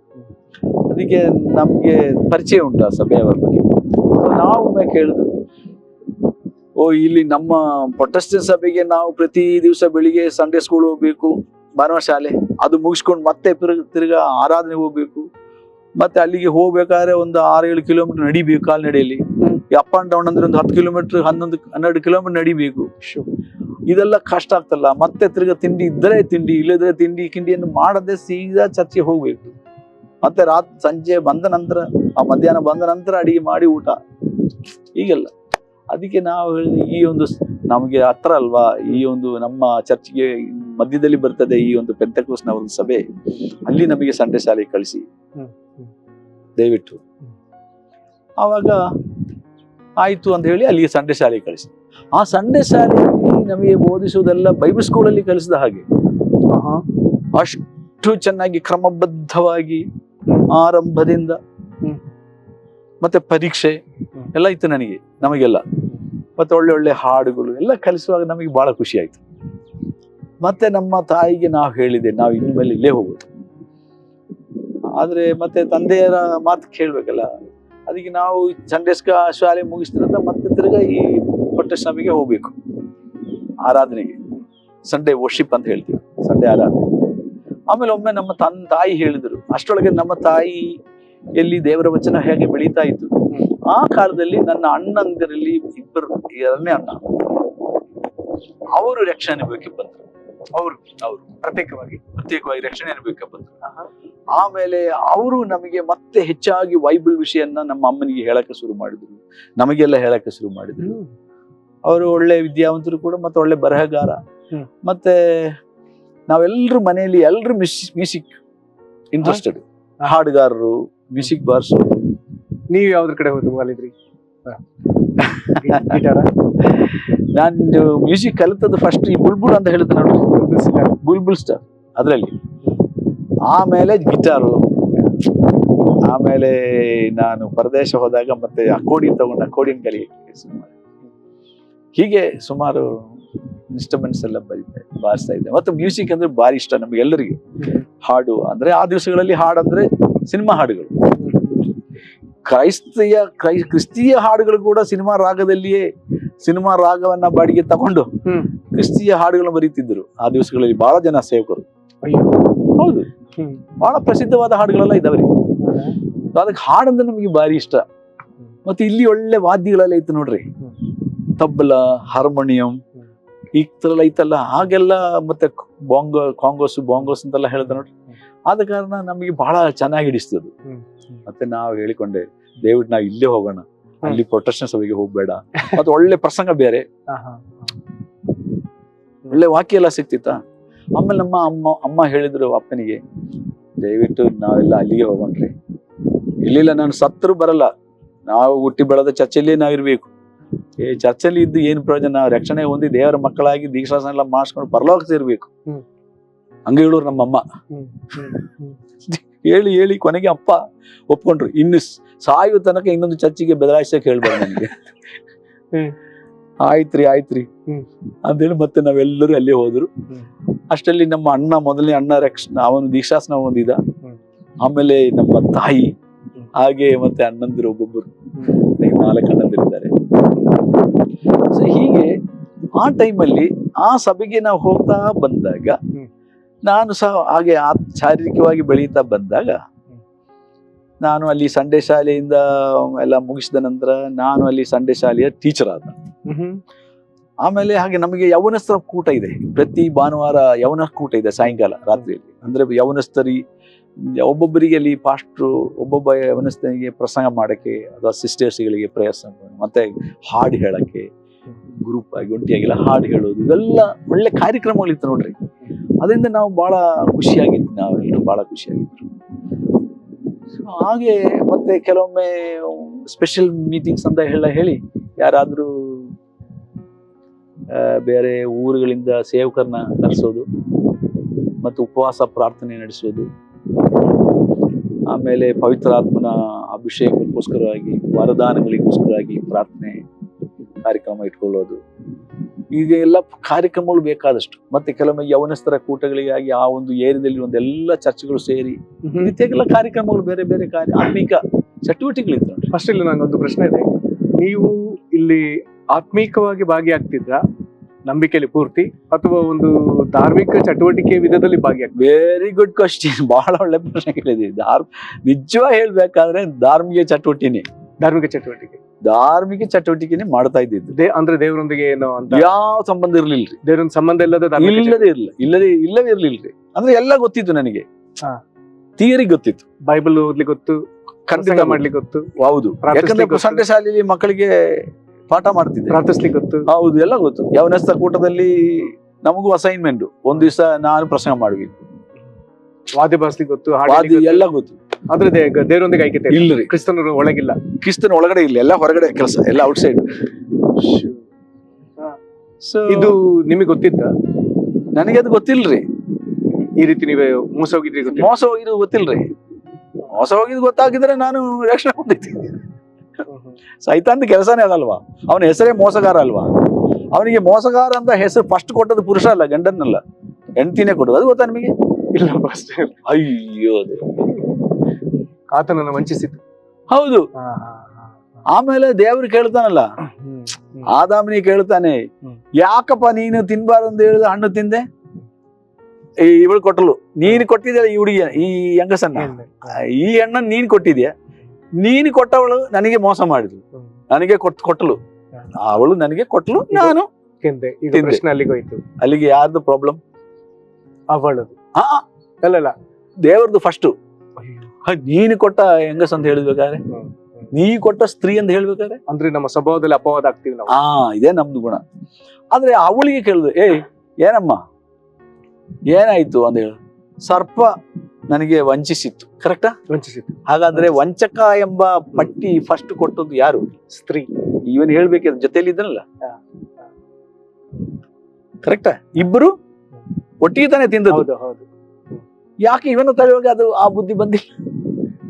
ಸರಿ ಪಾಸ್ಟರ್, ಈಗ ನೀವು ಆ ಒಂದು ಗ್ರಹಿಕೆ ಹೇಗೆ ತಕೊಂಡ್ರಿ? ಅದನ್ನೇ ನನ್ನದು ಧಾರ್ಮಿಕ ಚಟುವಟಿಕೆ ಹೊರತು ಅದೇ ಒಂದ್ ದಿವಸ ನನ್ನ ಸಭೆಯಲ್ಲಿ ಒಬ್ಬ ಆತ್ಮಿಕನಾಗಿಲ್ಲ. ಇಲ್ರಿ, ಹಾ. ಆಗ ಅದೇ ನನ್ ಮೋಸ ಹೋಗಿದೆ ನೋಡ್ರಿ. ಆಗ ನನಗೆ ಸಭೆಯಲ್ಲಿ ಒಬ್ಬ ಅಕ್ಕ ಆಗ್ಬೇಕು, ಅವರು ನಮ್ಮ ಸಂಬಂಧಿಯರೇ, ಆ ಸಂಬಂಧಿನೇ ಆಗ್ಬೇಕು, ಅಂದ್ರೆ ನಮ್ಮ ರಿಲೇಷನ್ ಆಗ್ಬೇಕು ಆ ಅಕ್ಕ. ಅವ್ರು ಹೇಳಿ, ನೋಡಪ್ಪ ಮುಂದಿನ ವಾರ ನಮ್ಮ ಚರ್ಚ್ನಲ್ಲಿ ಉಪವಾಸ ಪ್ರಾರ್ಥನೆ ಇದೆ, 3 ದಿವಸಗಳ ಕೂಟ ಇದೆ, ಯಾವ್ದೋ ಒಂದು ಊರಿಂದ ಯಾವ್ದೋ ಪಾಸ್ಟ್ ಬರ್ತಾರೆ, ಮತ್ತು ಆವಾಗ ನೀನು ಅಭಿಷೇಕ ಹೊಂದಬೇಕು, ಪವಿತ್ರಾತ್ಮನ ವರ ಪಡೆಯಬೇಕು, ನಿನಗೆ ದೇವರು ದೊಡ್ಡ ಕೆಲಸ, ದೇವರು ನಿನ್ಗೆ ದೊಡ್ಡ ಉದ್ದೇಶ ಇಟ್ಕೊಂಡಿದ್ದಾನೆ ನಿನ್ ಬಗ್ಗೆ. ನನಗೆ ಅಷ್ಟು ಅರ್ಥ ಆಗ್ಲಿಲ್ಲ ಅವಾಗ. 3 ದಿವಸ ಉಪವಾಸ ಪ್ರೇಯರ್, ಉಪವಾಸ ಅಂದ್ರೆ ನನಗೆ ಆಗಲ್ಲ. ಅವ ನನಗೆ ಉಪವಾಸ ಎಲ್ಲ ಬೇಡಕ್ಕ, ನನಗೆ ಉಪವಾಸ ಎಲ್ಲ ಆಗಲ್ಲ. ಒಂದೊತ್ತು ಊಟ ಮಾಡು, ನೀನು 3 ಹೊತ್ತು ಬೇಡ, ನೀನು 1 ಹೊತ್ತು ಊಟ ಮಾಡು, ಗಂಜಿ ಮಾತ್ರ ಕುಡ್ಕೊಂಡು ನೀನು ಬಾಕಿ 2 ದಿವಸ ಸಮಯ ನೀನು ಏನ್ ತಿನ್ಬೇಡ, ಪ್ರೇಯರ್ಗೆ ಬಾ. ನನಗೆ ಕಾಲೇಜ್ ಹೋಗ್ಬೇಕು. ಕಾಲೇಜು ದೊಡ್ಡ ವಿಷಯ ಅಲ್ಲ, 1 ದಿವಸ ತಪ್ಪಿಸಿದ್ರೆ ದೇವ್ರು ನಿನಗೆ ಜ್ಞಾನ ಕೊಡ್ತಾನೆ. ಅಮ್ಮ ನನ್ಗೆ ಬಹಳ ಒತ್ತಾಯ ಮಾಡಿದೆ ಅಕ್ಕ. ಕೊನೆಗೆ ಆಯ್ತು, ಅಮ್ಮನಿಗೆ ಇದ್ ಮಾಡಕ್ ಖುಷಿ ಪಡಿಸಕ್ಕೆ ನಾನು ಹೋದೆ. 1 ದಿವಸ ಹೋಗಿ ಕೂತ್ಕೊಂಡೆ, ಫಸ್ಟ್ ದಿವಸ ಹೋಗಿ ಕೂತ್ಕೊಂಡೆ, ಏನಾಗ್ಲಿಲ್ಲ. ಹಾಗೆ ಎಲ್ಲರೂ ಕುಣಿದಾಡ್ತಾರೆ, ಅನ್ಯ ಭಾಷೆ ಮಾತಾಡ್ತಾರೆ, ಪಾಣಿಗಳಲ್ಲಿ ಮಾತಾಡ್ತಾರೆ, ಕಿರ್ಚತ್ತಾರೆ, ಹಾಡ್ತಾರೆ, ಕೈ ಚಪ್ಪಾಳ್ತಾರೆ, ಎಲ್ಲ ಮಾಡ್ತಾರೆ. ನಾನ್ ಹಾಗೆ ಕಂಬ ತರ ಕೂತ್ಕೊಂಡೆ, ಎಲ್ಲ ನೋಡ್ತಾ ಇದ್ದೆ ವೀಕ್ಷಕ. ಆಮೇಲೆ ದೇವರು ನನಗೆ ಹೇಳಿದ, ನೀನು ಹೊಸದಾಗಿ ಹುಟ್ಟಬೇಕಪ್ಪ. ಇದು ಹೇಗೆ ಬಂತು? ವಾಕ್ಯದಲ್ಲಿ ಬಂತ? ಇಲ್ಲ, ನನ್ನ ಮನಸ್ಸಿಗೆ ಮೊಳಗೆ, ನನ್ನ ಆತ್ಮದೊಳಕ್ಕೆ ದೇವರು ಮಾತಾಡ್ತಾ ಇದೆ, ನೀನು ಹೊಸದಾಗಿ ಹುಟ್ಟಬೇಕು, ಇಲ್ಲದಿದ್ರೆ ನೀನ್ ಪರಲೋಕ ಸೇರೋದಿಲ್ಲ. ನಾನು ದೇವ್ರ ಹತ್ರ ವಾದ ಮಾಡಿದೆ, ನಾನು ಯಾಕೆ ಹೊಸದಾಗಿ ಹುಟ್ಟಬೇಕು? ನಾನು ಕ್ರಿಶ್ಚಿಯನ್ ಅಲ್ವಾ? ಒಂದು ವಾರ ತಪ್ಪದ ಚರ್ಚೆ ಹೋಗ್ತೀನಿ ಅಷ್ಟೇನಾ? ನಾನು ಸಂಡೆ ಶಾಲೆಯಲ್ಲಿ ಪಾಠ ಮಾಡ್ತೀನಿ, ಯವನಸ್ರ ಕೂಟದಲ್ಲಿ ನಾನು ಬೋಧಕ. ಇದೆಲ್ಲ ಬಹಳ ಒಳ್ಳೇದಪ್ಪ, ನರಕ ಹೋಗೋದಕ್ಕೆ ಅಷ್ಟೇ ಒಳ್ಳೇದು. ಆತ್ಮದಿಂದ ಹುಟ್ಟಿದ್ದು ಆತ್ಮ, ದೇಹದಿಂದ ಹುಟ್ಟಿದ್ದು ದೇಹ. ನೀನು ಆತ್ಮ ಸಂಬಂಧವಾಗಿ ಪುನರ್ಜನ್ಮ ಆಗಬೇಕು, ಪುನರಾವರ್ತಿ ಹುಟ್ಟಬೇಕು. ಅದಕ್ಕೆ ನನ್ನ ವಾಕ್ಯ ಎಂಬ ನೀರು, ನನ್ನ ಪವಿತ್ರಾತ್ಮನ ಕೆಲಸಕ್ಕೆ ನೀನು ಬಗ್ಬೇಕು. ಯಾಕಂದ್ರೆ ಆ ಪೌಲನ್ ಸ್ವಾಮಿ ಯೋಹಾನಿಗೆ, ನಿಕೋಡೆಮನಿಗೆ ಹೇಳ್ತಾನೆ, ಯೋಹಾನ ಸುವಾರ್ತೆ ಅಲ್ವಾ, ನೀರಿನಿಂದಲೂ ಆತ್ಮನಿಂದ, ನೀನಿಂದ ಆತ್ಮದಲ್ಲಿ ಹುಟ್ಟದಿದ್ದರೆ ಹೌದು. ಸೊ ದೇವರ ವಾಕ್ಯದ ಮೂಲಕ ನೀನು ಹುಟ್ಟಬೇಕು, ದೇವರ ಪವಿತ್ರಾತ್ಮನಿಗೆ ನೀನು ಒಳಪಡಬೇಕು, ಇದೇನಾಗ್ಬೇಕು, ಹಾಗೆ ಹುಟ್ಟಬೇಕು. ಹಾಗೆ ನಾನು ಹೌದಾ ಆಯ್ತು ಸ್ವಾಮಿ ಅಂತ ಹೇಳಿ ನಾನು ಮತ್ತೆ ಆ ಸಂದರ್ಭದಲ್ಲಿ ನನ್ನ ಆತ್ಮದಲ್ಲಿ ದೇವರ ಆತ್ಮನ ಕೆಲಸ ಮಾಡಿದ್ದು. ನಾನು ಒಂದೊಂದು ಪಾಪಗಳನ್ನ ಅಳಿಕೆ ಮಾಡಿಕೊಳ್ತಾ ಇದ್ದೆ. ಹೌದು, ಅಳ್ತಾ ಇದ್ದೀನಿ ನಾನು, ಪಾಪ ಎಲ್ಲ ಹೇಳ್ತಾ ಇದ್ದೇನೆ, ನಾನು ನೆನಪಿಗೆಲ್ಲ ದೇವ್ರು ತರ್ತಾ ಇದ್ದಾನೆ. ನನಗೆ ಜ್ಞಾಪಕ ಬಂದ ಸಮಯದಿಂದ ನನ್ನ ಎಲ್ಲಾ ತಪ್ಪು ದೋಷಗಳೆಲ್ಲ, ಆಮೇಲೆ ಹೀಗೆ ಆಯ್ತು, ಎಲ್ಲ ನಾನು ಪಶ್ಚಾತ್ತಾಪ ಮಾಡ್ತಾ ಇದ್ದೀನಿ, ದೇವರ ಮುಂದೆ ಅರಿಕೆ ಮಾಡಿಕೊಳ್ತಾ ಇದ್ದೆ. ಈಗ ನಾನು ಬಹಳ ಮೋಸ ಮಾಡ್ತಾ ಇದ್ದೆ ನನ್ನ ಅಮ್ಮನಿಗೆ, ಅಪ್ಪನಿಗೆ. ಕಾಲೇಜ್ ಹೋಗ್ತಾ ಇದ್ದೀನಿ ಹೇಳ್ಬಿಟ್ಟು ಪಿಕ್ಚರ್ಗೆ ಹೋಗ್ತಾ ಇದ್ದೆ. ಕಷ್ಟಪಟ್ಟು ಕೊಡೋ ಹಣನ ನಾನು ವ್ಯರ್ಥವಾಗಿ ವ್ಯಯ ಮಾಡ್ತಾ ಇದ್ದೆ. ಎಲ್ಲ ತಪ್ಪು ಕೆಲಸಗಳು, ಅಂದ್ರೆ ಯವನಸ್ಥರು ಮಾಡುವಂತ ಎಲ್ಲಾ ಕೆಲಸಗಳು ಮಾಡ್ತಾ ಇದ್ದೆ. ಒಂದು ಕುಡಿತಿರ್ಲಿಲ್ಲ ಅಷ್ಟೇ, ಬಟ್ ಅದು ಸಿಗರೇಟ್ ಸೇದು ಎಲ್ಲ ನನಗೆ ಮನಸ್ಸು, ಮತ್ತೆ ಸುಳ್ಳು, ಮೋಸ ಎಲ್ಲ ಮಾಡ್ತಿದ್ದೇನೆ. ಕಣ್ಣು ಸೇರಿರಲಿಲ್ಲ, ಕಿವಿ ಸೇರಿರಲಿಲ್ಲ. ಹೀಗೆಲ್ಲ ನಾನು ಸ್ವಾಮಿಯನ್ನು ಪಶ್ಚಾತ್ತಾಪ ಪಟ್ಟುಕೊಂಡು, ನಾನು ಸ್ವಾಮಿ ರಕ್ಷಕನೇ, ನೀನ್ ನನ್ನೊಳಗೆ ಬಾ ಸ್ವಾಮಿ ಅಂತ ಹೇಳುವಾಗ ನನಗೆ, ಸ್ವಾಮಿ ನನ್ನ ರಕ್ಷಕ ಮಾತ್ರ, ನನ್ನ ಒಡೆಯನು ಕೂಡ ನಿನಗೆ ನಾನು ಒಡೆಯ, ನನ್ನ ಒಡೆತನಕ್ಕೆ ಬರಬೇಕು. ನಿನ್ನ ಕಿವಿ, ನಿನ್ನ ಕೈ, ನಿನ್ನ ಕಾಲು, ನಿನ್ನ ಕಣ್ಣು ಎಲ್ಲ ನನಗೆ ಸಮರ್ಪಿಸ್ಬೇಕು. ಇದು ದೇವರ ನೀವು ಕೇಳಿದ ಸ್ವರೂಪ. ನನ್ನ ಆತ್ಮದಲ್ಲಿ ದೇವರು ಹೇಳುವಂತ ಮಾತಿದು. ಸೊ ನಾನು ಹೀಗೆ ದೇವರು ನನಗೆ ಒಂದೊಂದು ವಿಷಯದಲ್ಲಿ ಮಾತಾಡಕ್ಕೆ ಶುರು ಮಾಡಿದೆ. ಫಸ್ಟ್ ನೀವು ಹೇಳಿದ ಮಾತು, ಈ ಗ್ರಹಿಕೆ ನಮ್ಮಲ್ಲಿ ಬಹಳ ಜನಕ್ಕೆ ನಮ್ಗೆ ಬೇಕಾಗಿದೆ. ಫಸ್ಟ್ ಒಡೆತನ ಹೇಳಿದ್ರಲ್ಲ, ಹೌದ್ರಿ, ಆತನ ಯಜಮಾನಿಕೆಗೆ ನಾವು ಅಧೀನರಾಗುವಂತ, ಒಡೆತನಕ್ಕೆ ನಾವು ಶರಣ ಸಮರ್ಪಿಸಿಕೊಡೋದು, ಇದನ್ನ ದೇವ್ ನಿಮ್ಗೆ ಸ್ವತಃ ಮಾತನಾಡಿದ್ರು. ಖಂಡಿತ ರೀ. ಈ ವಾಕ್ಯ ನನ್ನ ನೆನಪಿಗೆ ದೇವರು ತರ್ತಾ ಇದ್ದಾನೆ. ನಾನು ಸಮಸ್ತಕ್ಕೂ ಒಡೆಯನು, ನಿನಗೂ ಒಡೆಯನು, ನಿನ್ನ ಅಂಗಾಂಗಗಳಿಗೆ ಒಡೆಯನು. ಅದ್ಭುತ ಪಾಸ್ಟರ್. ಯಾಕಂದ್ರೆ ನನಗೆ ರಕ್ಷಕ ಅಂತ ಗೊತ್ತಿತ್ತು, ಯಾಕಂದ್ರೆ ಥಿಯಾಲಜಿ ನನಗೆ ಗೊತ್ತಿತ್ತು, ಈ ದೈವಶಾಸ್ತ್ರ ಗೊತ್ತಿತ್ತು, ನಾನೇ ಪಾಠ ಮಾಡ್ತೀನಿ. ಬಟ್ ಇದು ನಿನ್ನ ತಲೆಯೊಳಗೆ ಅಷ್ಟೇ, ನೀನು ಒಳಗಡೆ ಹೋಗ್ಬೇಕು. ಹಾಗೆ ನಾನು ಸ್ವಾಮಿನ ಸ್ವೀಕಾರ ಮಾಡಿದೆ. ಅವತ್ತು ರಕ್ಷಣೆ ಅನುಭವಕ್ಕೆ ನನಗೆ ಬಂತು, ರಕ್ಷಣೆ ಅನುಭವ. ಸೊ ದೇವರಿಗೆ ಸ್ತೋತ್ರ. ದೇವರನ್ನು ಹೊಸದಾಗಿ ಮಾಡಿದ, ಹೊಸ ಸೃಷ್ಟಿಯಾಗಿ ಮಾಡಿದ. ಆಗ ಬಂದ ಸಂತೋಷ ನನಗೆ ವಿವರಣೆ ಮಾಡಕ್ಕಾಗಲ್ಲ. ಅದು ಫಸ್ಟ್ ದಿವಸ ಮುಗಿದೋಯ್ತ್ರಿ. ಸೆಕೆಂಡ್ ಡೇ ಇದು 3 ದಿವಸ ಮೊದಲನೇ ದಿವಸದ್ರಿ. ನನಗೆ ಯಾರು ಹೇಳಲಿಲ್ಲ, ದೇವರ ಆತ್ಮನೇ ನನ್ನೊಟ್ಟಿಗೆ, ಈ ವಾಕ್ಯಗಳೇ ನನ್ನನ್ನು ಬದಲಾಯಿಸಿ. ಆಮೇಲೆ 2ನೇ ದಿವಸದಲ್ಲಿ ಒಂದು ದೊಡ್ಡ ಘಟನೆ ಆಯ್ತು. 2ನೇ ದಿವಸ ಪ್ರೇಯರ್ಗೆ ಕೂತ್ಕೊಂಡಿರುವಾಗ ಅವಾಗ್ಲೂ ನನಗೆ ನಾನು ಬಿಟ್ಟಂತ ಎಲ್ಲ ತಪ್ಪು ದೋಷಗಳನ್ನ ದೇವರು ನನಗೆ ಅರಿಕೆ ಮಾಡಕ್ಕೆ ಪ್ರೇರೇಪಿಸ್ತಾ ಇದ್ದ. ಹಾಗೆ ಅರಿಕೆ ಮಾಡುತ್ತಿರುವಾಗ ದೇವರು ನನಗೆ ಹೇಳಿದಾನೆ, ನೀನು ಮೊನ್ನೆ ತಾನೇ ಕಳೆದ ವಾರದಲ್ಲಿ ತಾನೇ ಇಂಥ ವ್ಯಕ್ತಿಯೊಟ್ಟಿಗೆ ಬಹಳ ಜಗಳ ಮಾಡಿದ್ದು, ನೀನು ಎಂತ ಕೆಟ್ಟ ಮಾತು ಹೇಳಿದೀಯ, ಅವಳು ಎಷ್ಟು ಬೇಜಾರಾಗಿದ್ದಾಳೆ, ನನ್ನ ಕನಸಿನಾಗ್ಬೇಕು ಅವಳು. ಈಗ ನಿಮ್ಗೆ ಉಪವಾಸಕ್ಕೆ ಹೇಳಿದವರ ಅಥವಾ ಬೇರೆಯಾ? ಇಲ್ಲ ಬೇರೆಯವರು, ಅದು ಬೇರೆಯವರು, ಇದು ಬೇರೊಬ್ರು. ನನ್ನ ಅಂಕಲ್ ಮಗ ಅವಳು, ನನ್ನ ಚಿಕ್ಕಪ್ಪನ ಮಗಳವಳು. ನೀನು ಹೋಗು, ಅವಳ ಹತ್ರ ಹೋಗು, ಕೇಳು ಅವಳಿಗೆ ತಪ್ಪಾಯ್ತು ಅಂತ, ಕ್ಷಮೆ ಕೇಳು. ನಾನು ಹೇಳ ಪ್ರೇಯರ್ ಮುಗಿದ ಮೇಲೆ ಹೋಗ್ತೇನೆ ಸ್ವಾಮಿ. ಪ್ರೇಯರ್ ಮುಗಿದ ಮೇಲೆ ಈಗ ಹೋಗು ನೀನು. ಅಷ್ಟು ಸ್ಪಷ್ಟವಾಗಿ ದೇವರು ಅಷ್ಟು ಸ್ಪಷ್ಟ ಹೇಳ್ತಾನೆ. ನಾನು ಹಠ ಮಾಡ್ತಾ ಇದ್ದೀನಿ, ನಾನು ಹೋಗ್ತೀನಿ, ಕೇಳ್ತೀನಿ. ಅವಳು ಎಲ್ಲಿ ಇರ್ತಾಳೆ ನನಗೇನು ಗೊತ್ತು. ಅವಳು ಇಂಥ ಜಾಗದಲ್ಲಿ ಅವಳು ದನಕ್ಕೆ ಹುಲ್ಲು ಕೊಯ್ತಾ ಇದ್ದಾಳೆ, ನೀನು ಹೋಗು ಅಂತ ಹೇಳ್ತಾನೆ ದೇವ್ರು. ಬಹಳ ವಿಚಿತ್ರ ಅನಿಸುತ್ತೆ ನನಗೆ. ಮತ್ತೆ ನನಗೆ ಕೂರಕ್ಕೆ ಬಿಟ್ಟಿಲ್ರಿ, ಎದ್ಬಿಟ್ಟೆ ನಾನು. ಯಾರಿಗೂ ಗೊತ್ತಿಲ್ಲ. ನಾನು ಹೊರಗಡೆ ಬಂದೆ, ಅಲ್ಲಿಂದ ಸುಮಾರು 2 ಕಿಲೋಮೀಟರ್ ದೂರ ರೀ. ನಾನು ದೇವರು ನನಗೆ ತಿಳಿಯಪಡಿಸಿದ ಪ್ರಕಾರ ನಾನು ಹೋದೆ. ಅಲ್ಲಿ ಹೋದಾಗ ಹಂಗ ಇದ್ದಾಳೆ ಅವಳು, ಅಲ್ಲೇ ಅವಳು ಹುಲ್ಲು ಕೊಯ್ಕೊಂಡಿದ್ದಾಳೆ. ನಾನು ಸೀದಾ ಅವಳ ಹತ್ರ ಹೋದೆ. ಅವಳ ಹೆಸರು ಹೇಳ್ಬಿಟ್ಟು ನಾನು ಹೇಳಿದೆ, ನಾನು ನಿನ್ಗೆ ಕ್ಷಮೆ ಕೇಳಕ್ಕೆ ಬಂದಿದ್ದೆ. ಇಲ್ಲಿ ಯಾಕೆ ಬಂದೆ? ನೀನ್ ಮನೆಗೆ ಬಾ. ಮನೆಗೆಲ್ಲ, ದೇವ್ರು ನನಗೆ ಹೇಳಿದ್ದಾನೆ ನೀನ್ ಇಲ್ಲಿದ್ದೀಯ ಅಂತ, ನೀನ್ ಇಲ್ಲಿ ಹುಲ್ಲು ಕೊಯ್ತಾ ಇದೀಯ ಅಂತ, ನಿನಗೆ ಕ್ಷಮೆ ಕೇಳ್ಬೇಕು ಅಂತ ನಾನು ಬಂದಿದ್ದೀನಿ. ಓ ಬಹಳ ಸ್ಪಿರಿಚುವಲ್ ಆಗ್ಬಿಟ್ಟಿದ್ಯಾ ನೀನು, ಬಹಳ ಆತ್ಮಿಕನಾಗ್ಬಿಟ್ಟಿದ್ಯಾ ನಿನಗೆ. ಓ ಪ್ರೇಯರ್ಗೆಲ್ಲ ಹೋಗ್ತಾ ಇದ್ದೆ, ಸುದ್ದಿ ಗೊತ್ತಾಯ್ತು, ಭಾರಿ ಸಂತೋಷ. ಆದ್ರೆ ನೀನು ಅವತ್ತು ನನಗೆ ಮಾತಾಡಿದ್ದು ಬಹಳ ಭಯಂಕರ ಮಾತಪ್ಪ. ನನಗೆ ಅದು ನಿದ್ರೆನೇ ಕಟ್ಟು ಹೋಯ್ತು. ನೀನ್ ಎಷ್ಟು ಮಾತಾಡದೇನೆ, ನಾನು ಅದು ಕೇಳಕ್ಕೇನೆ ಬಂದೆ. ಕ್ಷಮಿಸ್ಬೇಕು, ದಯವಿಟ್ಟು ಸ್ವಾಮಿ ಹೆಸರಿನಲ್ಲಿ ನೀನು ಕ್ಷಮಿಸು. ನೀನ್ ಬಾಯ್ ಬಿಟ್ಟು ಹೇಳ್ಬೇಕು, ನಾನು ನೀನು ಕ್ಷಮಿಸಿದ್ದೇನೆ ಅಂತ ಹೇಳು. ಸ್ವಲ್ಪ ಹೊತ್ತು ಸುಮ್ಮನೆ ಇದ್ಲು. ಆಮೇಲೆ ಆಯ್ತು ಜಾಯ್, ನಾನು ಕ್ಷಮಿಸಿದ್ದೇನೆ.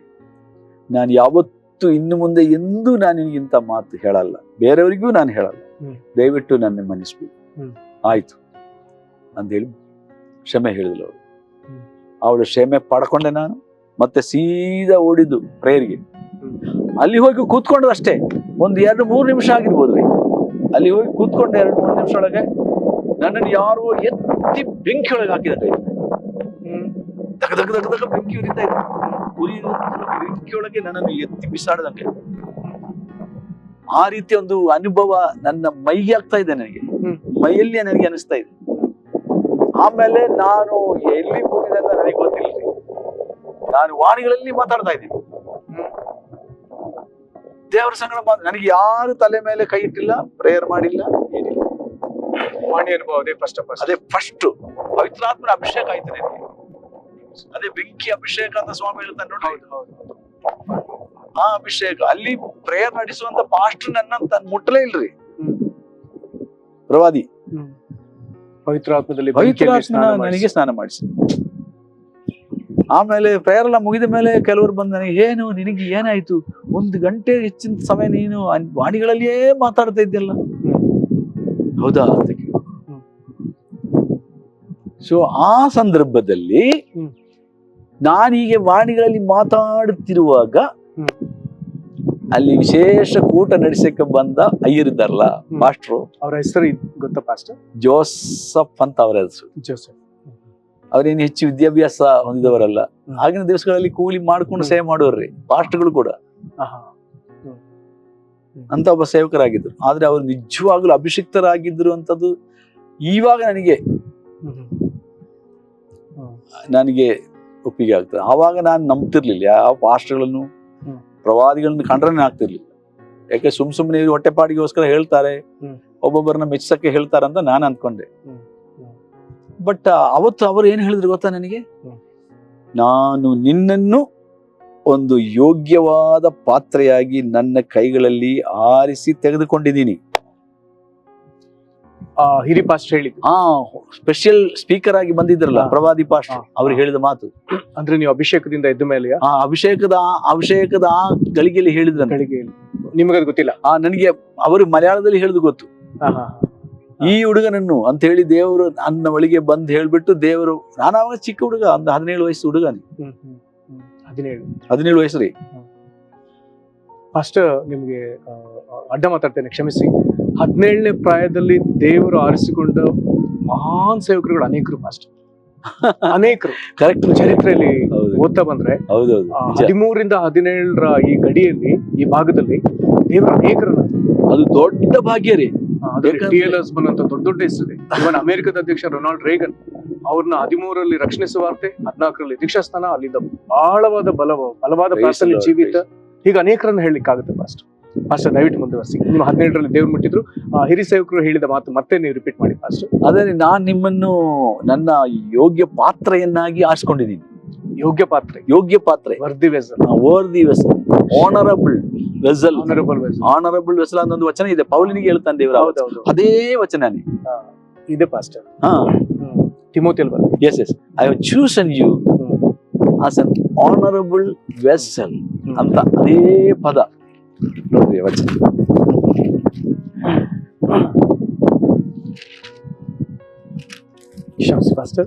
Okay, good. ಅದು ವಚನ ಓದೋದು ಬಾರಿ ಒಳ್ಳೇದ್ರಿ. 2 ತಿಮೋಥಿ 2ನೇ ಅಧ್ಯಾಯ ಕರೆಕ್ಟ್ 21ನೇ ವಚನ.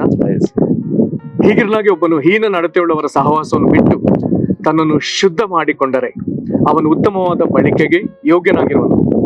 ಅವನು ದೇವರ ಸೇವೆಗೆ ಪ್ರತಿಷ್ಠಿತನಾಗಿಯೂ ಯಜಮಾನನಿಗೆ ಉಪಯುಕ್ತನಾಗಿಯೂ ಸಕಲ ಸತ್ಕ್ರಿಯೆಗಳನ್ನು ಮಾಡೋದಕ್ಕೆ ಸಿದ್ಧನಾಗಿಯೂ ಇರುವನು. ಹಾಗೆ ದೇವರು ನನಗೆ ಮಾತಾಡ್ತಾನೆ ಈ ಪ್ರವಾದಿಯ ಮೂಲಕ.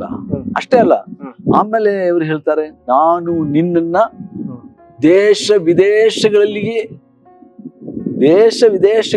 ತಗೊಂಡು ಹೋಗ್ತೀನಿ. ಅದಕ್ಕೆ ಇದು ಹೇಳುವಾಗ ನನಗೆ ನಾನು ನಂಬಲಿಲ್ಲ. ಏನ್ ಹೇಳ್ತಾರೆ, ನಾನು ವಿದೇಶ ಹೋಗ್ತೇನಾ? ನಾನು ಈ ಭಾರತ ದೇಶದ ಎಲ್ಲಾ ಕಡೆ ನಾನು ಹೋಗ್ತೇನಾ? ನನಗೆ ಯಾವ ಒಂದು ಕನಸು ಕೂಡ ಇಲ್ಲ, ಅದ್ ನೆನ್ಸಕ್ಕೂ ಆಗಲ್ಲ. ಯಾಕಂದ್ರೆ ನಾವು ಬಡವರು, ನಾವು ಏನು ಸ್ವಲ್ಪ ಹೊಲ ಇಟ್ಕೊಂಡು ನಮ್ಮ ತಂದೆ ತಾಯಿ ನಮ್ಮ ಸಾಕಿದ್ದಾರೆ, ಬೆಳೆಸಿದ್ದಾರೆ. ಹೀಗೆ ಸೊ ದೇಶ ಹೋಗುದು ಬಿಟ್ಟು ದೇಶ ವಿದೇಶಗಳಿಗೆ ಕರ್ಕೊಂಡು ಹೋಗ್ತೀನಿ ಅಂತ ಹೇಳಿದ್ರೆ ಏನು ಬಂಡಿಲ್ ಬಿಡ್ತಾರೆ ಇವರು ಅಂತ ನಾನು ಅನ್ಕೊಂಡೆ. ಆಗ್ಲೇ ಅಂತ ಅನುಭವ ಅದು ನನ್ನ ಮನಸ್ಸಲ್ಲಿ ನಾನು ಹೇಳ್ತಾ ಇದ್ದೀನಿ, ನಾನು ನಗಾಡ್ತಾ ಇದ್ದೀನಿ. ಒಂದು ಕಡೆ ಆತ್ಮನ ಅನುಭವ, ಇನ್ನೊಂದು ಕಡೆ ಶಾರೀರದ ಯೋಚನೆ. ಸರಿ, ಕರೆಕ್ಟ್ ರೀ. ಬಟ್ ಯಾಕಂದ್ರೆ ನಾನು ಕಾಲೇಜ್ ಬಿಟ್ರೆ ಮನೆ ಬಿಟ್ರೆ ಕಾಲೇಜ್, ಆ ದಿವಸ ಕಷ್ಟ ನೋಡ್ರಿ. ಮೂರತ್ತು ಊಟನೇ ಇಲ್ರಿ. ಅದು ನಿಮ್ಮದ ಹಳ್ಳಿ ಜೀವಿತವ? ಹಳ್ಳಿ ಜೀವನ ರೀ. ನಾವು ಹೈಸ್ಕೂಲ್ ಹೋಗುವಾಗೆಲ್ಲ ನಾವು 8 ಕಿಲೋಮೀಟರ್ ಎಲ್ಲ ದೂರ ನಡ್ಕೊಂಡು ಹೋಗೋದು. ಅಪ್ ಅಂಡ್ ಡೌನ್ ಅಂದ್ರೆ ಒಂದು 15 ಕಿಲೋಮೀಟರ್ 16 ಕಿಲೋಮೀಟರ್ ನಡಿಬೇಕು. ಹೋಗೋದು 8 ಬರೋದು 8. ಹೌದು, ಚಪ್ಪಲಿಯೇ ಇಲ್ರಿ ಆ ದಿವಸಗಳಲ್ಲಿ. ಬಸ್ಗಳಿಲ್ರಿ, ಅಲ್ಲಿ ರಸ್ತೆಗಳಿಲ್ರಿ, ಬರೀ ಕಲ್ಲು ಗುಡ್ಡ ಮಣ್ಣು ಅಷ್ಟೇ, ಹೆಸರು. ಛತ್ರಿ ಕೂಡ ಇಲ್ರಿ. ಬಾಳೆ ಎಲೆ ಕತ್ತರಿಸಿ, ಮಳೆ ಬಂದ್ರೆ ಇಲ್ದ್ರೆ ಪ್ಲಾಸ್ಟಿಕ್ ತೊಟ್ಟೈತ್ರಲ್ಲ, ಅದನ್ನ ತಲೆಗೆ ಇಟ್ಕೊಳ್ಳೋದು. ಪುಸ್ತಕ ಕೂಡ ಅದ್ರೊಳಗೆ ಇಟ್ಕೊಂಡು ಹೋಗೋದು. ಇಂಥ ಜೀವನ ನಮ್. ಚಪ್ಪಲಿ ಎಲ್ಲ ಇಟ್ಟದ್ದು ನಾನು ಚಪ್ಪಲಿ ಎಲ್ಲ ಯೂಸ್ ಮಾಡಿದ್ದು ಬಹುಶಃ ನನಗೆ ಅನಿಸುತ್ತೆ SLC ಓದುವಾಗ. ಆಗಿರುವಾಗ ನಾನು ವಿದೇಶದಲ್ಲಿ ಹೆಂಗ ಹೋಗ್ತೀನಿ, ಅದು ದೇಶ ಎಲ್ಲ ತಿರುಗಾಡತ್ತೆ ಅಂತ ಹೇಳಿದ್ರು. ಬಟ್ ಅವರ ಬಾಯಲ್ಲಿ ದೇವರು ಹೇಳಿಸಿದ ಮಾತು ಅಪ್ಪಟ್ಟ ನೆರವೇರಿತು. ಅಕ್ಷರಸ ನಾನು OMಗೆ ಸೇರಿದ ಮೇಲೆ.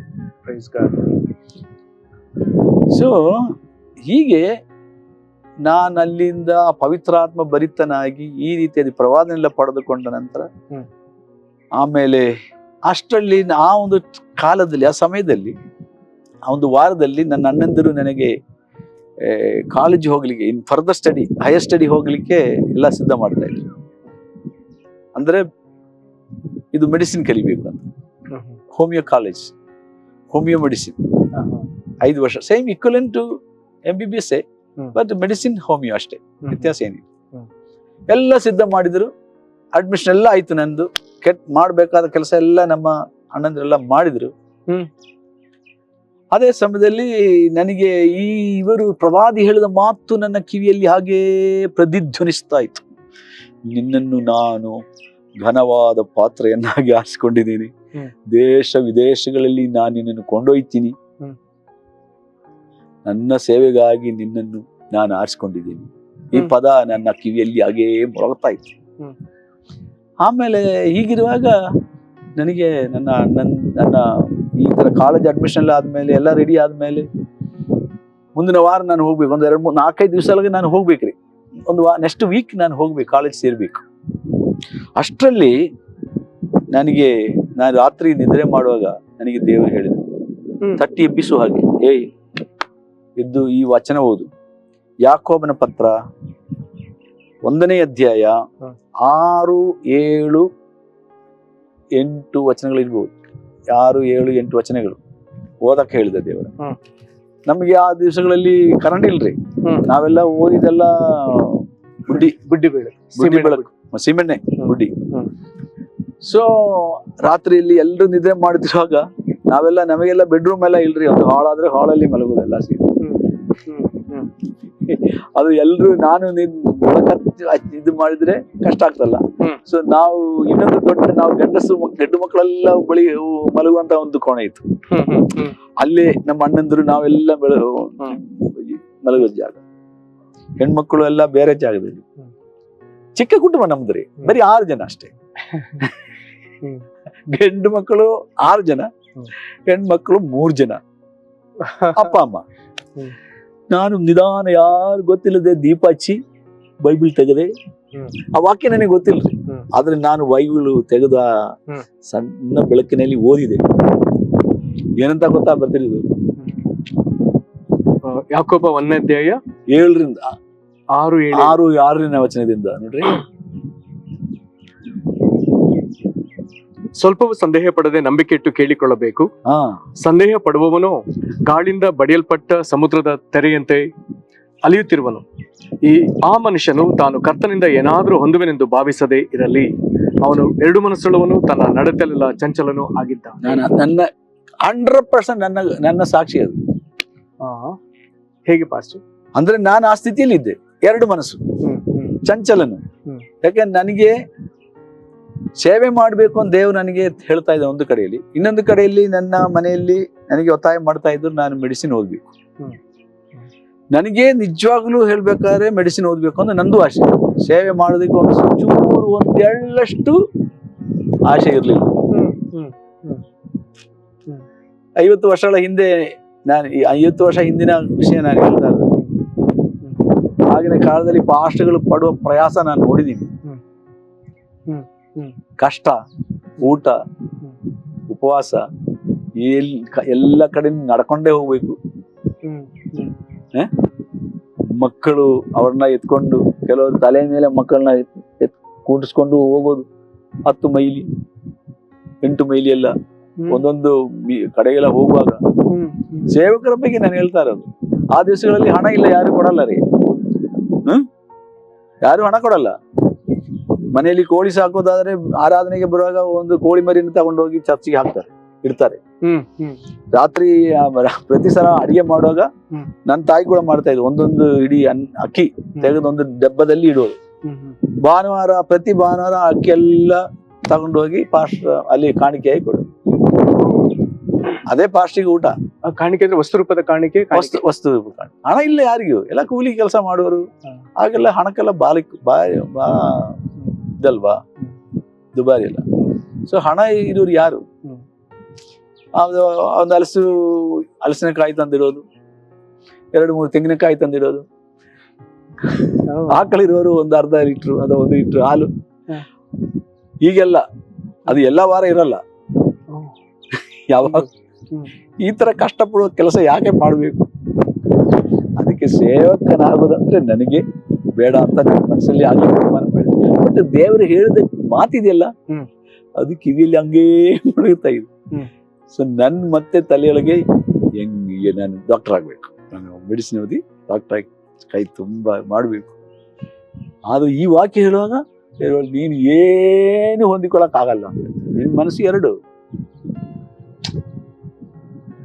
ನೀನು ಚಂಚಲ ಮನಸ್ಸು, ನೀನು ಸ್ಥಿರತೆ ಇಲ್ಲದವನು, ಗುಡ್ ಫಾರ್ ನಥಿಂಗ್ ಅಂತ ವಾಕ್ಯ ಹೇಳುತ್ತಲ್ವಾ ಒಂದು ರೀತಿಯಲ್ಲಿ ಹೇಳಿದ್ರೆ.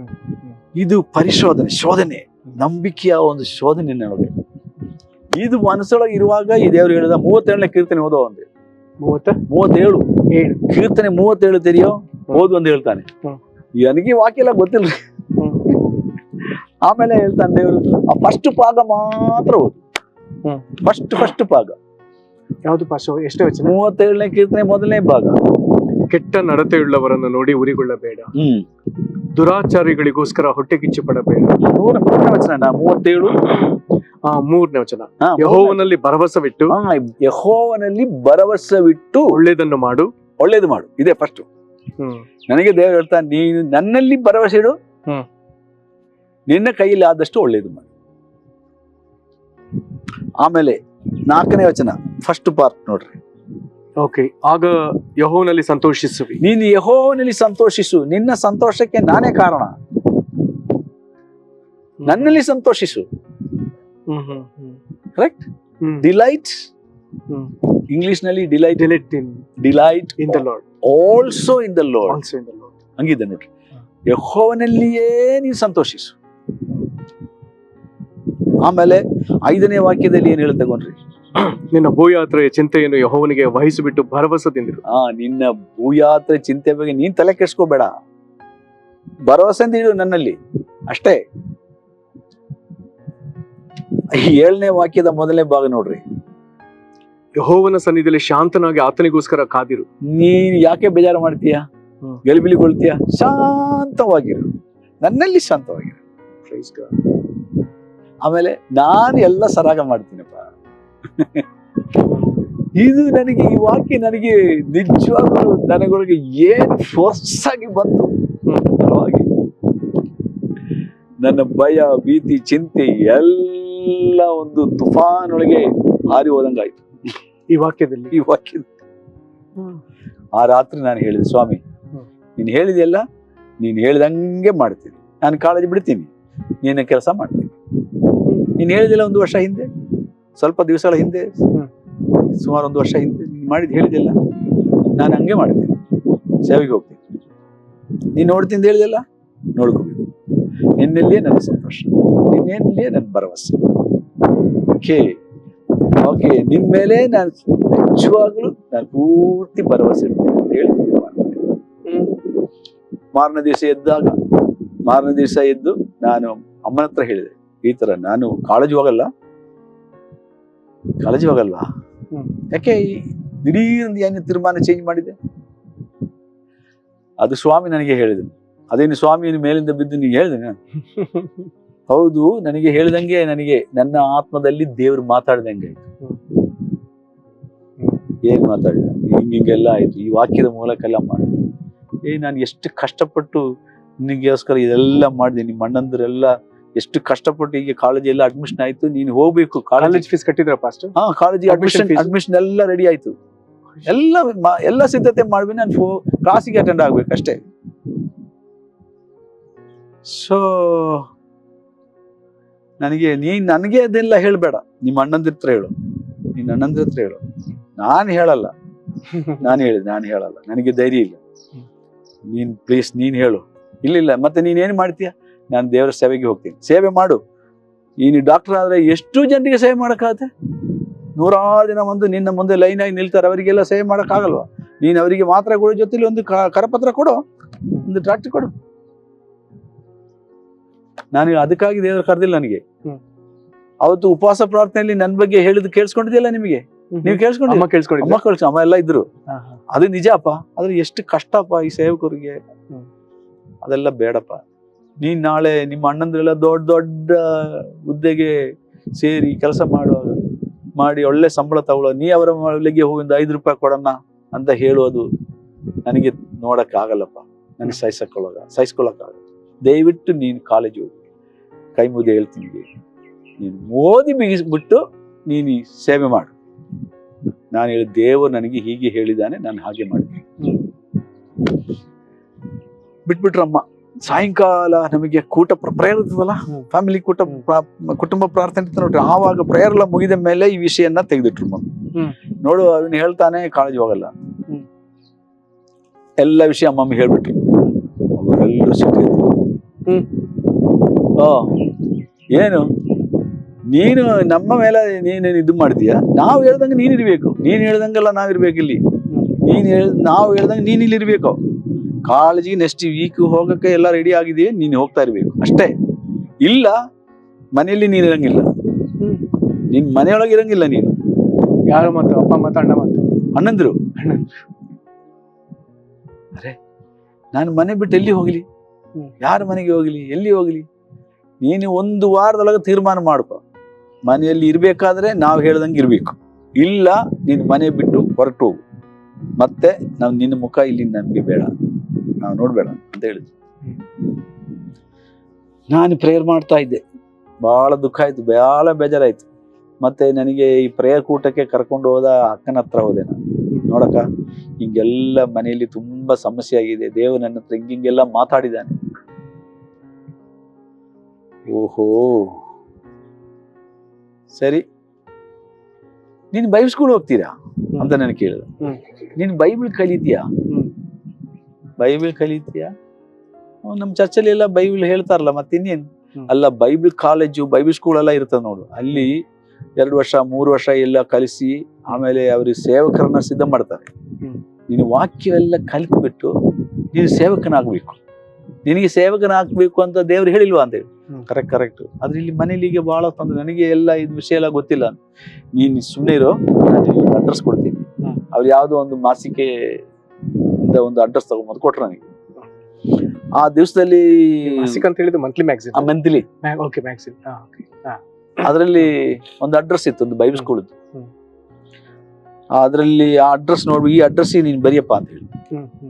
ಆ ದಿವಸದಲ್ಲಿ ಪೋಸ್ಟ್ ಕಾರ್ಡ್ ನೋಡ್ರಿ, 5 ಪೈಸೆ 2 ಪೋಸ್ಟ್ ಕಾರ್ಡ್. ಒಂದು ನಾನು ಅವರಿಗೆ ನನಗೆ ಬೈಬಲ್ ಕಾಲೇಜ್ ಬರಬೇಕು ವಿತ್ ರೆಸ್ಪಾನ್ಸ್ ಕಾರ್ಡ್ ಅಂತ ವಾಪಸ್ ಕಳ್ಸಕ್ಕೆ, ಇನ್ನೊಂದು 10 ಪೈಸೆ ಬರೆಯೋದು. ನಾನು ಹಾಗೆ ಒಂದು ಕಾರ್ಡ್ ಕಳಿಸಿದೆ, ಪ್ರೇಯರ್ ಮಾಡ್ಕೊಂಡು ಕೂತೆ. ನೀನ್ ಏನ್ ಚಿಂತೆ ಮಾಡಬೇಡಪ್ಪ ತಮ್ಮ, ದೇವರು ನಿನಗೆ ದಾರಿ ಮಾಡುತ್ತಾನೆ ಅಂತ ಅಕ್ಕ ಹೇಳಿದ್ರು. ಹಂಗೇನೆ ನಾನು ದೇವ್ರ ಮುಂದೆ ಚಿಂತೆ ಇಲ್ಲದೆ ಇದ್ದೆ. ಈಗ ನಿಶ್ಚಿಂತನಾಗಿರೋ ದೇವರೇ ಹೇಳಿದ್ದಾನೆ, ಸಮಾಧಾನವಾಗಿರು ಅಂತ ಹೇಳಿದ ದೇವರು. ಸಮಾಧಾನ ಆಗಿದ್ದು. 3 ದಿವಸದೊಳಗೆ ನನಗೆ ಇಲ್ಲಿ ಇಪ್ಪಳ ಬರ್ಬೇಕಾ? ಈ ಪತ್ರ ಸಿಕ್ಕಿದ ಕೂಡಲೇ ನೀನು ಎಲ್ಲ ರೆಡಿ ಮಾಡ್ಕೊಂಡ್ ಬಂದ್ಬಿಡು ಅಂತ.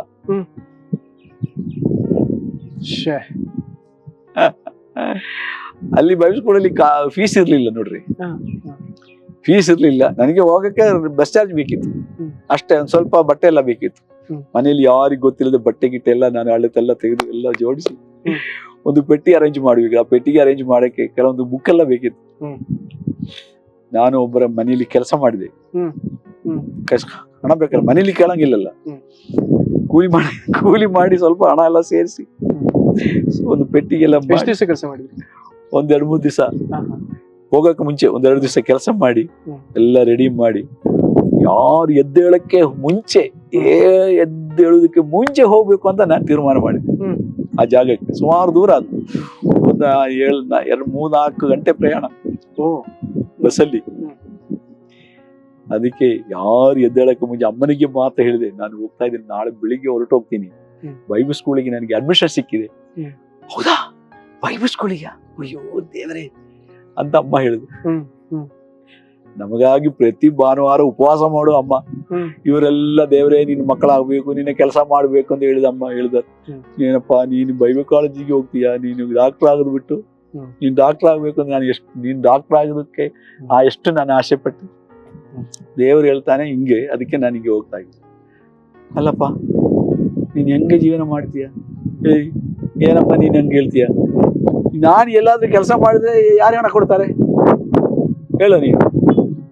ಯಾರು ಎಲ್ಲಿ ಕೆಲಸ ಮಾಡಿದ್ರೆ ಅವ್ರಿಗೆ ಹಣ ಕೊಡ್ತಾರಾ? ಈಗ ನಾನು ಯಾರ ಕೆಲ್ಸಕ್ಕೆ ಹೋಗ್ತಾ ಇದ್ದೀನಿ? ದೇವರ ಕೆಲ್ಸಕ್ಕೆ ಹೋಗಿ. ಹಾಗಾದ್ರೆ ಯಾರು ಕೊಡ್ಬೇಕು? ದೇವರೇ ಕೊಡ್ಬೇಕು. ಕೊಡ್ತಾನಾ? ಕೊಡ್ತಾನಪ್ಪ. ನಿನಗೆ ನಾನು ಏನ್ ಹೇಳ್ಬೇಕು? ದೇವರೇ ಕೊಡ್ತಾನೆ. ನಾನು ದೇವ್ರಿಗೆ ಕೊಡಕ್ಕೆ ಶಕ್ತನಲ್ಲ ಆದ್ರೆ ನಾನು ವಾಪಸ್ ಬರ್ತೀನಿ. ಕೊಟ್ಟೆ ಕೊಡ್ತಾನೆ. ನೀನ್ ಅವತ್ತು ಹೇಳಿದೆಲ್ಲ 5 ರೂಪಾಯಿಗೆ ನಾನು ಭಿಕ್ಷೆ ಬೇಡ್ತೇನಂತ. ಯಾವತ್ತು ನನ್ನನ್ನು ಭಿಕ್ಷೆ ಬೇಡಕ್ಕೆ ದೇವ್ರು ಬಿಡಲ್ಲ. ನಾನು ಅದು ಪೂರ್ತಿ ನಂಬಿದ್ದೀನಿ ಅಮ್ಮ ಅಂತ. ಆಮೇಲೆ ಅಮ್ಮ ನನಗೆ ಒಂದು 5 ರೂಪಾಯಿ ತೆಗೆದು ತಗೊಳಪ್ಪ, ನನ್ನ ಹತ್ರ ಇದ್ದದ್ದು ಇಷ್ಟೇ 5 ರೂಪಾಯಿ ಆ ಕಾಲದಲ್ಲಿ. ಅದು ತಗೊಂಡ್ಬಿಟ್ಟು ನಾನು ಬಸ್ ಹತ್ತಿದವ ಬೈಬಲ್ ಕಾಲೇಜ್. ಬೈಬಲ್ ಸ್ಕೂಲಲ್ಲಿ ನಾವು ಕೆಲಸ ಮಾಡುವ ಒಂದು 20 ಜನ ಗಂಡು ಮಕ್ಕಳು ಮಾತ್ರ. ನಾವು ತೋಟದಲ್ಲಿ ನಿಮ್ಗೆ ಕಳಿಸುವಾಗ ಪ್ರಾರ್ಥನೆ ಮಾಡಿದ ಆಶೀರ್ವದಿಸಿದ ಹಾಗೇನಿಲ್ರಿ. ನಿನಗೆ ಪ್ರೇಯರ್ ಮಾಡ್ತೀನಿ ಅಂತ ಹೇಳಿದ್ರು ಅಷ್ಟೇ. ಯಾಕೆ ಮುಂಜಾನೆ ಪ್ರೇಯರ್ ಎಲ್ಲ ಮಾಡಿ ಶಬ್ದ ಎಲ್ಲ ಕೇಳಿದ್ರೆ ಮನೆಯಲ್ಲಿ ಗೊತ್ತಾಗಲ್ಲ. ಮತ್ತೆ ಅಲ್ಲಿ ಪ್ರಾಬ್ಲಮ್ ಮುಗೀತು ನಂದು. ಅದಕ್ಕೆ ಯಾರಿಗೂ ಗೊತ್ತಿಲ್ಲದೆ ನಾನು ಮನೆ ಬಿಟ್ಟ ಸಮಯ ಮುಂಜಾನೆ ಕತ್ತಲಲ್ಲೇ ಬಿಟ್ಟೆ. ನಾನು ಹೆಚ್ಚು ಕಮ್ಮಿ 5 ಗಂಟೆ 5-6 ಗಂಟೆ ಒಳಗೆ ನಾನು ಬಟ್ಟಿ ತಗೊಂಡು ತಲೆಗೆ ಹಾಕೊಂಡು ಅಲ್ಲಿಂದ ಒಂದು 2 ಗಂಟೆ ಒಂದು 20 ನಿಮಿಷ ನಡಿಬೇಕು ಕಾಲ್ನಡೆ. ಆಮೇಲೆ ಬಸ್ ಸಿಕ್ಕೋದು, ಫಸ್ಟ್ ಬಸ್ ಸಿಗ್ಬೇಕಲ್ಲ. ಹಂಗೆ ಹೋದೆ. ಸುಮಾರು 2-3 ಬಸ್ಗಳು ಚೇಂಜ್ ಮಾಡ್ಬೇಕು. ಹಂಗೆ ಹೋದೆ. ಬೈಬಲ್ ಸ್ಕೂಲಲ್ಲಿ ನಮಗೆ ಪಾಠ ಮಾಡುವಾಗ ನಾನು ತಿಳ್ಕೊಂಡೆ, ಅಂದ್ರೆ ನಮಗೆ ಸ್ಟಡಿ ನಮ್ಮ ಲೆಕ್ಚರ್ಗಳಲ್ಲಿ ಒಬ್ಬರು ಡೆರಾಡೂನಲ್ಲಿ ಓದಿದವರು.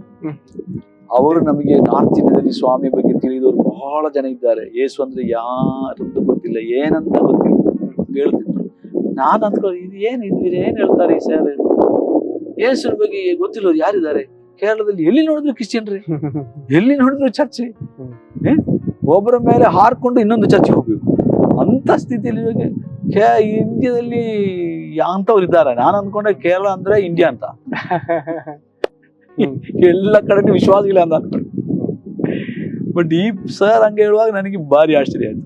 ಆಮೇಲೆ ಇನ್ನೊಬ್ರು ಸರ್ ಇದ್ರು, ಅವರು ನಾರ್ತ್ ಇಂಡಿಯಾದವ್ರು. ಅವರಿಗೆ ಬೇರೆ ಯಾವ ಭಾಷೆ ಬರಲ್ಲ, ಬರೀ ಇಂಗ್ಲಿಷ್ ಹಿಂದಿ ಮಾತ್ರ ಬರ್ತದೆ. ಅವರು ಸಾಧು ಆಗಿದ್ರು. ಸಾಧು ಅಂದ್ರೆ ಗೊತ್ತಲ್ಲ, ಕಾವಿ ಬಟ್ಟೆ ಹಾಕೊಂಡು ಮದುವೆ ಆಗದೆ. ಅವರು ನಮಗೆ ಹೇಳಿದರು, ನಾನು ಇಂಥ ಜಾಗದಲ್ಲಿ ಎಲ್ಲ ಹೋಗಿದ್ದೀನಿ, ಅಲ್ಲಿ ಎಲ್ಲ 100 ಜನರಿಗೆ ನಾನು ಕರಪತ್ರ ಕೊಡ್ತೀನಿ, ಯೇಸುವಿನ ಬಗ್ಗೆ ಹೇಳ್ತೀನಿ, ಆಮೇಲೆ ಪ್ರಚಾರ ಮಾಡ್ತೀನಿ. ಅಲ್ಲೆಲ್ಲ ಯಾರಿಗೂ ಯೇಸು ಅಂದ್ರೆ ಅವ್ರ ಜೀವನದಲ್ಲಿ ಒಮ್ಮೆ ಕೂಡ ಕೇಳಿಲ್ಲ. ಅಲ್ಲೆಲ್ಲ ನೀವು ನಿಮ್ಮ ಕಾಲೇಜು ಅಧ್ಯಯನ ಮುಗಿಸಿದ ನಂತರ ಹೋಗ್ಬೇಕ್ರಿ, ಸೇವೆ ಮಾಡ್ಬೇಕು ಅಂತ ಹೇಳಿದ್ರು. ಆಗ ನನಗೆ ಗೊತ್ತಾಯ್ತು, ಕೇರಳ ಅಲ್ಲದೆ ಬೇರೆ ರಾಜ್ಯಗಳಲ್ಲಿ ಕ್ರಿಸ್ತನನ್ನು ತಿಳಿದವರಿದ್ದಾರೆ, ಅವರಿಗೆ ಸ್ವಾರ್ಥ ತಲುಪಿಸ್ಬೇಕು.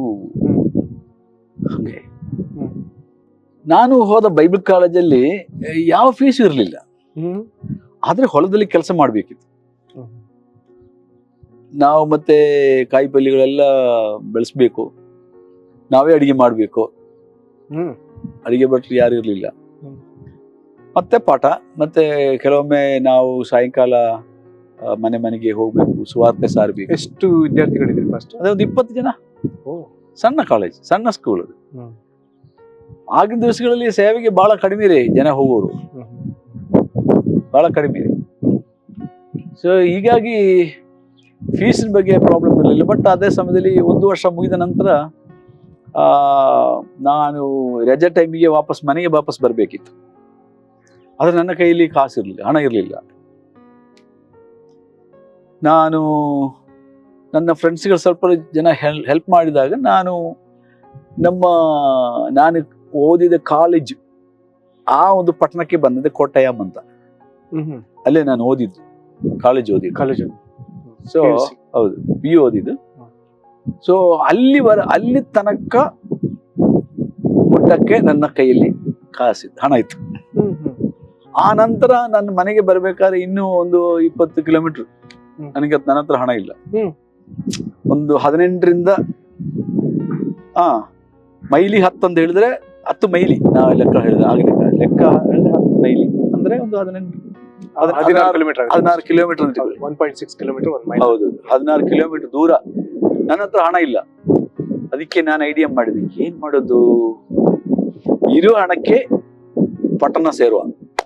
ಅದಕ್ಕೆ ನಾನು ಆ ಕರೆಕ್ಟ್ ಟೈಮ್ ಮಾಡ್ಕೊಂಡು ರಾತ್ರಿ ಆ ಟೌನಿಗೆ ಸೇರ್ಬೇಕು. ರಾತ್ರಿ ಒಂದು 8 ಗಂಟೆಗೆ ನಾನು ಮುಟ್ಟುವ ತರ, 8 ಅಥವಾ ರಾತ್ರಿ ಮುಟ್ಬೇಕು. ಆ ತರ ನಾನು ಕಾಲೇಜ್ ಬಿಟ್ಟು ನನ್ನ ಪೆಟ್ಟಿಗಿದೆ, ಇದು ಟ್ರಂಕ್ ಅಂತ ಹೇಳ್ತಾರೆ, ಟ್ರಂಕ್ ಮೆಟಲ್ ಅದೇ ನಮ್ದು, ಅದನ್ನ ತಲೆಗೆ ಇಟ್ಕೊಂಡು ನಾನು ಅಲ್ಲೇ ಈ ಕೊಟ್ಟಯಂ ಎಂಬ ಸಿಟಿಗೆ ಬಂದಾಗ ಸುಮಾರು ರಾತ್ರಿ ಆಯ್ತು. ಅಲ್ಲಿಂದ ನಾನು ನನ್ನ ಮನೆಗೆ ಊರಿಗೆ ಬರ್ಬೇಕಾದ್ರೆ ಹಣ ಇಲ್ಲ ಕೈಯಲ್ಲಿ. ಮತ್ತು ಆಗಿನ ದಿವಸಗಳಲ್ಲಿ 8 ಗಂಟೆ 8:30 ಆದ್ಮೇಲೆ ಬಸ್ಗಳಿಲ್ರಿ, ಯಾವ ಬಸ್ಸು ಸಿಗಲ್ರಿ. ಸೊ ನಾನೇನು ಮಾಡಿದೆ, ಒಂದು 9 ಗಂಟೆ 10 ಗಂಟೆ ತನಕ ಅಲ್ಲೇ ಕಾದ್ಕೊಂಡಿದ್ದೆ ಬಸ್ ಸ್ಟ್ಯಾಂಡ್ ಇಲ್ಲಿ. ಬೇರೆ ಜನ ಎಲ್ಲ ಬೇರೆ ಕಡೆ ಹೋಗೋದಕ್ಕೆಲ್ಲ ಕಾಯ್ತಾರೆ. ಅದೇ ತರ ನನ್ನ ಐಡಿಯಾ ಏನಂದ್ರೆ, ರಾತ್ರಿ ಹೊತ್ತು ನಡಿಬೇಕು ಮನೆಗೆ.